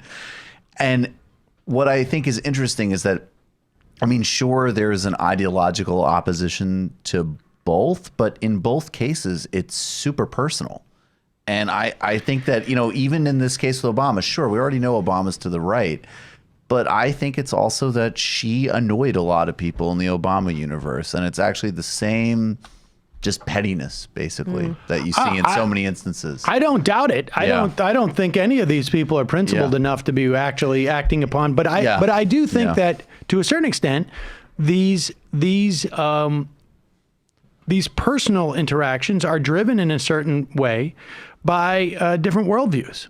And I think particularly when you have people like Obama, frankly, in my experience, for them it is perceived as personal because it is people who are sort of bucking stuff that I think those people who are bucking stuff often tend to be, to have a different worldview. I think that Warren genuinely was a pain in the ass for the Obama administration because of her ideological perspective. I don't think that was, to the left, but I think also Bernie, to a certain extent, was considered a pain in the ass to the Clinton people because ultimately, at the end of the day, because of his ideology, probably caused him to not give a shit about certain things. Right. And so I do think that it is petty, but I also think that pettiness sometimes is reflective of just, the reason why we don't get along is because you gross me out in some way. And the reason why you gross me out is because you don't seem to care that you're immiserating millions of people on their home ownership, or you don't seem to care that you have an opportunity to expand healthcare in a bigger way, but you're not being as ambitious because of certain personal ambitions. I think that may play into it, but. Do you really think Obama's going to change anyone's mind about Bernie, though, at this point? Even his framing was so ineffective to me. He's like, you want to burn down this system and create a new one. First of all, Medicare is part of the system that already exists. we're just going to give it to everyone. Second of all, like, people hate this system. The system sucks. Well, I think I'm talking about healthcare specifically. Specifically, I think just the fact that they used Obama in the framing of that question answers your question. It may not change people's disposition about Bernie, but it certainly changes people's disposition, I think, about the viability of Medicare for all. And, you know, we see a bunch of different polling on Medicare for all, but the fact is, it's how you ask the question, and which I think gives you at least a perspective on what the challenge is for a politician who supports Medicare for all, because they're going to go in and have to argue with the American public, and they're going to be arguing against hundreds of millions of dollars that are going to be aligned against it. And so the fact that they didn't have to cite Barack Obama in that question, but the fact that they did, I think, shows the efficacy, at least the perception, that if Barack Obama says something, and he's wildly popular with Democrats, I mean, I don't know what his numbers are, 80% or something. I think that what he said, just to piggyback on what you're saying, though, is, I mean, Bernie just flat out, like, we're not talking about destroying the system. Oh, Bernie's answer I thought was great, because he basically didn't even argue with Obama. He said, yes, I'm totally with Obama. And then he shifted what Obama said. Exactly the play he should make. Exactly. And I think on top of that, the advantage that Medicare for All and Bernie have in dealing with Obama is, first, that's the right strategy. And secondly, there's other clips of Obama saying something different about Medicare for all, specifically, namely that it's a good idea. So, right, and he said that months ago. And I actually think there's something Bernie's actually really advantaged that, because I think that he is, and Eric Levitz, I think, got to some of this in a piece he wrote recently, that Bernie is very effective at, I think, speaking to a split in people, which is that, of course, there's a huge amount of disgust at, you know, banks and insurance companies and how the economic system works. And I think there is also a craving for moderation and reform and a sense of continuity. And I think when Bernie kind of hits the latter point sort of thematically and the former point substantively, he does well.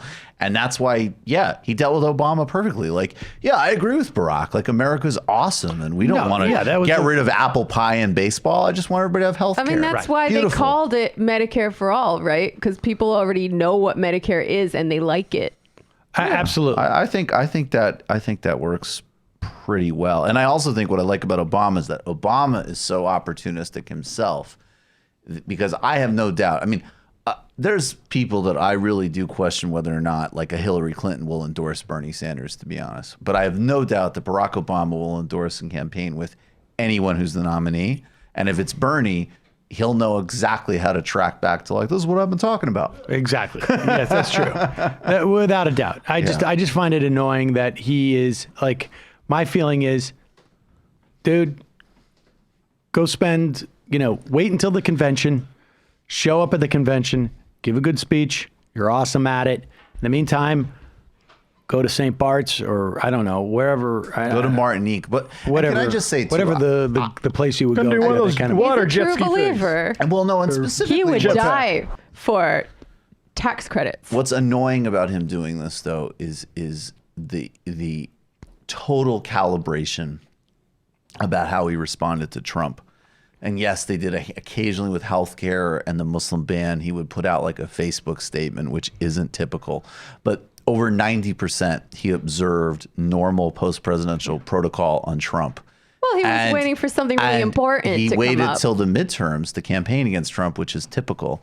And, he could just as easily, if he was following that MO, just keep his mouth shut in the primary. So that is a little revealing, I think. All right. What other clips do we have? Do we have anything else? Let's play this clip here. Cory Booker talking about weed with Biden. Oh, yeah. Booker talking about weed. What's this one here? Where it brings up, all right, let's play it. Okay. May have been the first person up here to make it clear that Saudi Arabia not only murdered Khashoggi, but this is a brutal dictatorship which does everything it can to crush democracy, treats women as third-class citizens. And when we rethink our American foreign policy, what we have got to know is that Saudi Arabia is not a reliable ally. We have got to bring Iran and Saudi Arabia together in a room under American leadership and say we are sick and tired of us spending huge amounts of money and human resources because of your conflicts. And by the way, the same thing goes with Israel and the Palestinians. It is no longer good enough for us simply to be pro-Israel. I am pro-Israel. But we must treat the Palestinian people as well with the respect and dignity that they deserve. What is going on in Gaza right now, where youth unemployment is 70 or 80%, is unsustainable. So we need to be rethinking who our allies are around the world, work with the United Nations, and not continue to support brutal dictatorships. Good stuff. Strong. I think Warren, it was interesting when she, do we have that clip of her Medicare for All response? I mean, it was interesting. I'm not quite sure I understand, just from a strategic standpoint, what she's doing, to be honest with you. I mean, I think that like her first tranche of Medicare for All would be great. There's no one I think I've talked to who thinks that having two pieces of legislation to do this is in any way a smart tactic or a strategy.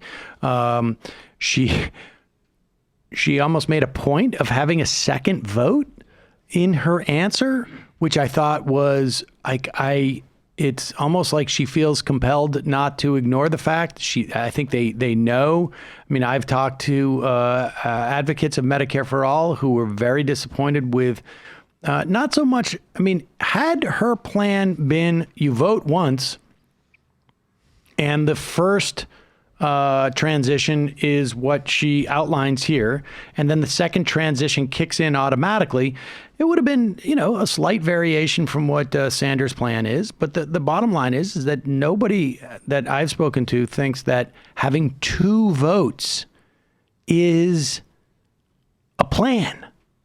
I guess it's a plan, but it's a bad plan. And it's interesting to hear her response here, because it's almost as if she sort of knows it, but can't help but mention that you have to do it. There's something sort of both like oddly sad and impressive that she has the integrity of hanging on to this plan that you can't help but think is not the right plan. Designed to fail. I don't know that it's designed to fail. I think it's designed to be distinct.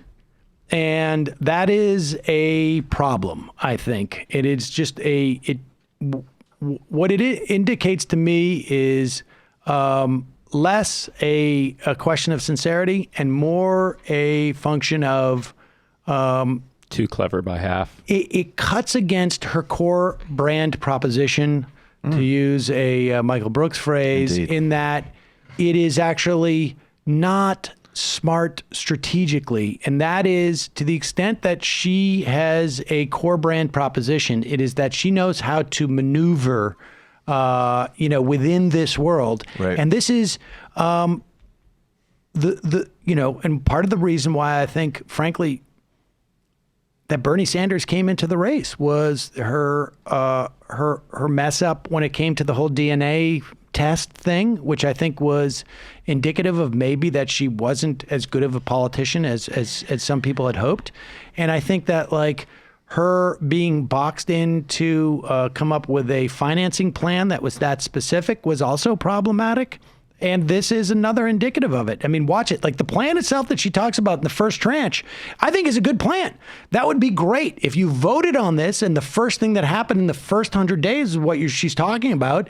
And by the end of the 4 years, you get the rest of the people on board. That would be great. But the idea that second vote's going to happen is just, I think, fantastical. on day one as president, I will bring down the cost of prescription drugs on things like insulin and EpiPens. That's going to save tens of millions, hundreds of millions of dollars for people. I'm going to defend the Affordable Care Act from the sabotage of the Trump administration. And in the first 100 days, I'm going to bring in 135 million people into Medicare for all at no cost to them. Everybody under the age of 18, everybody who has a family of four, income less than $50,000. I'm going to lower the age of Medicare to 50 and expand Medicare coverage to include vision and dental and long-term care. And then in the third year, when people have had a chance to feel it and taste it and live with it, we're going to vote and we're going to want Medicare for all. Senator, thank you. Yeah, after the midterms, which will probably reduce the number of Democrats. I mean, can I just say too, and I know I don't want to make a sincerity argument, but I mean, that is, and I mean, he is insincere, but that is Buttigieg. He's still making that kind of general argument, which is you're going to have a public option and then it's going to be so desirable that it will sort of naturally roll over. He still says that. Well, yeah, So no, I think you know, that dynamic is similar. yeah, but yes. what the initial offering is, hers is way without- more generous. way more generous. better. And for what it's worth, tactically, even though I am 100% Medicare for all, but I'll just say tactically, if she had come out of the gate, especially because she's been, and you know, at least in my view, she's been all over the place on this. If she came out of the gate and just said, I have the radically generous public option plan and I am not as, you know, full scale as Bernie, I think that would have worked better. I wouldn't characterize what she's talking about as a public option. She's talking about a massive expansion of Medicaid, which would double or triple. I mean, she's talking about getting almost every single person who is not covered by insurance covered, and then providing better benefits for another 100 million people. And that is a good plan. But I think the problem is, and this is completely a political analysis, I think from a policy perspective, I think you're right. I mean, if she had come out with that, I think there would be a decent argument as to, like, I mean, frankly, I think that if you get another 135 million people on a Medicare for all program, including the 45 million that are already there, you're talking about over, 55, 60% of the American public who are going to be on a Medicare for all. Now, you still have private health insurance in there, but I think the idea of of the second vote is silly. It's just not going to happen. I mean, even if the American public is completely on board after 2 years, when I think it takes longer than that for people to sort of appreciate it, it's just not going to happen. And it's just a very cumbersome thing. And it really, for me, it's less about her sincerity towards getting there, and it's more about just sort of I'm worried about the politics, and I'm worried about what it says in terms of her as a politician. And it was I think part of her surge was a function of people sort of getting over what they thought was an early stumble in her campaign and a recovery. And then when the pressure got turned up, there was, and I don't know that when I say her, I'm talking about her campaign, and I'm talking about the people that she's surrounded with. And I think there's probably a good argument that, that they can't quite figure it out. And that I think is problematic. It scares me in the general election. As a policy prescription, I think it's pretty good. I think it's going to be very hard to get. I think ultimately, if I had to guess, regardless of who's president, in the best case scenario, we're going to get something that's going to look like that, maybe a little bit less in the first round. But that's the Obama argument, I'm worried right? about the politics. Well, you don't start there. That's what I'm saying. You don't start there. Don't start your negotiations in the middle. Sure. We're suiting up for war here. It's going to be a huge, huge challenge to take on the private insurance industry. And you cannot start from anything less than the whole thing. And, I have serious doubts as to whether leaving the private insurance industry intact is going to be a good idea in the long term. I mean, Tim Faust compared it to like moving to a new house because you've got termites and then bringing the termites with you to your new house. I'm also worried about the politics of passing even the first part of her plan, because as we know, the insurance industry treats any attempts to get it under control, even the ACA, which was the most market-friendly, watered-down thing ever, as like a full-scale socialist expropriation attack. You know, so given that fact, we need to choose somebody who not only has a good plan, but who has a good understanding of politics and power and the kind of massive outside grassroots pressure that you're going to need to get it passed. I mean, it could be a scenario where you have a Sanders presidency and we push like hell for it, and then the compromise is what you're talking about. Yeah, I mean, I would start with the full enchilada because chances are you're not going to get the full enchilada. But I think that I don't know if there's any real question that if Elizabeth Warren is president, that Bernie Sanders would say I'm just going to sit this one out because I'm not president. I'm not going to push for it. I mean, I think to the extent that there's, that's why I say we'll know at least after Iowa and New Hampshire if the theory that Sanders is operating under is actually in effect, which is that they've been able to mobilize people who don't show up in the way that we poll. But I think analyzing it on its own terms, I'm not sure what the value of splitting the difference is that way. And I think you're right, Michael. Had she started out as this is not a sort of like a semi-retreat, but rather this is as far as I'm going to go, and I'm going to go this way. I mean, on some level, it's sort of like analogous, and I don't have the issues that other people have with this, where they're saying I'm a capitalist to my bones because, in the same way that I forgive Bernie Sanders for not saying, well, F Barack Obama, he's full of shit. I mean, that would be a dumb thing to say politically. I think that if I was to inject Bernie Sanders with truth serum and put him in a room and say, no one's going to hear your answer, what's your response? All right, he's an idiot. Right, of course. This is the problem I had with this guy. But he knows, opportunity. He knows that this is not about him, presenting himself as someone who's going to say the exact true thing that's in his heart. The idea is at the end of the day, he wants to get as much material benefit for as many people as possible. And if that means that he doesn't get up there and say, Barack Obama is the world's greatest devil and he's full of shit, then he will being able to do it. I thought that was one of the most impressive things about that answer, frankly, was that he showed yeah, you're right, Barack Obama. And he basically jujitsu'd Obama into arguing for what he was arguing for. And I think to a certain extent, right. I think there's a little bit of that with Warren, but she's not showing that political acumen insofar as that, if you painted yourself into a corner about the funding for Medicare for all, you continue to say it's about cost. I don't care. I mean, I think you need to be able to do that. And those are the two poles that are frustrating about her on a political, she could have either, we talked about it, come out with this plan from day one and said it is what it is. I think it's also analogous to student debt. I support Bernie's approach, but you have that argument, get rid of all of it, or you have a very progressive approach to it. Or she could have just said, I'm a co-signer of Bernie's bill. I support it 100%. And as with everything else, I'm the one you should trust to implement it strategically. I'm going to be able to do it. I'm going to be able to execute it. Well, but the biggest fear that I have at this point is that we look at the numbers, and it depends on what poll you look at. But if you start adding up Buttigieg and Biden, they start getting into higher numbers than you get when you get Warren and Sanders.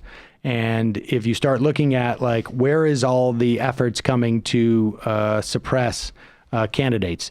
There's no, Dennis Kucinich is not coming out of retirement to take out Pete Buttigieg. But we are seeing Deval Patrick and we're seeing Mike Bloomberg. And maybe they genuinely are coming in because they think I've got a 100% chance to win. Or maybe they're coming in going I have a 100% chance to influence the outcome of this race. It may involve me. It may not involve me. So I think that, as people who want progressive outcomes, we need to walk and chew gum at the same time. But speaking of which, I also need to go to sleep. Yes, go to sleep. So call Sam 662.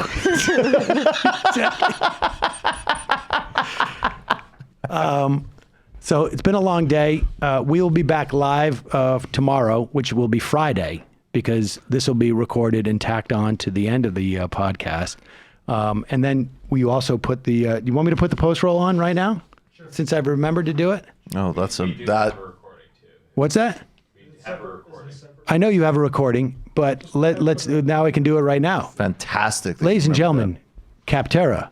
It's the leading free online resource to help you find the best software solution for your business.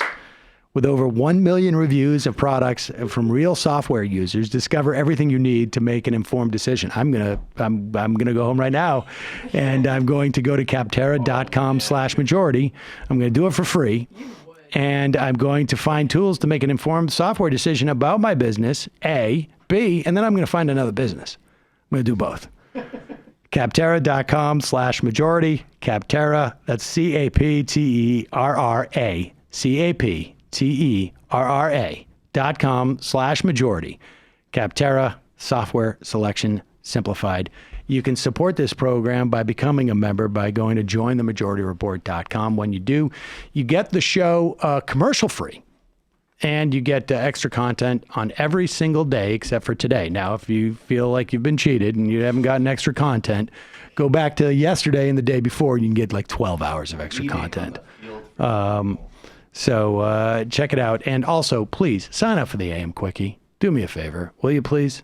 Please? amquickie.com and check it out. You'll enjoy it. People say they don't believe it's me. I do it half the time. And it's AM Sam. I have a lot of people, like good friends, who say to me, like, that's not really you, is it? It's 10-10 wins, Sam. And I'm like, what are you talking about? And I guess when I read, I don't have the same stutter. I don't have the same, pregnant pauses, and I sound much more directed, and people think it's a different person. Joe Biden is an asshole, Kathy. That's right. I'm Sam Seder. Honestly, That's I what do it have a sounds little like. bit of that. Also sound different when you go on TV. I do sound different? Find, yeah. It's weird. I don't hear it, but I believe you. But today is Thursday. It's Thursday. And so it the is. other day was some other day, Michael. Oh my God, we're really doing this? Okay, I talked with the former Ecuadorian foreign minister, Guillermo Long, about the coup in Bolivia and a whole bunch of other stuff. Patreon.com/TMBS. Oh my God. Jamie. Oh my God, what do we even have right now?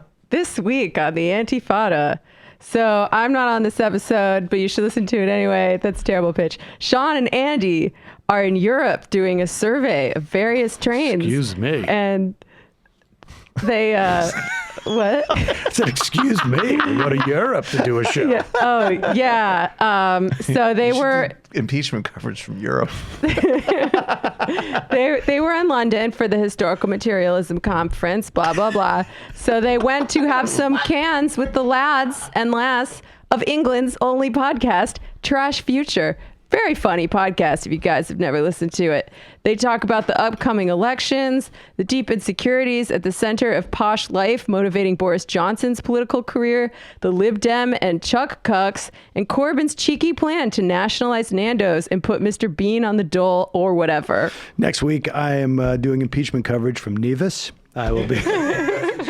Matt, what's happening with... what's happening is people are going and subscribing to Literary Hangover. Thanks, folks. All right. See you guys Friday. We're going to start early, 11 a.m. It might take all the strength I got to get to where I want, but I know somehow I'm going to get there. I wasn't looking when I just got caught between the truth and the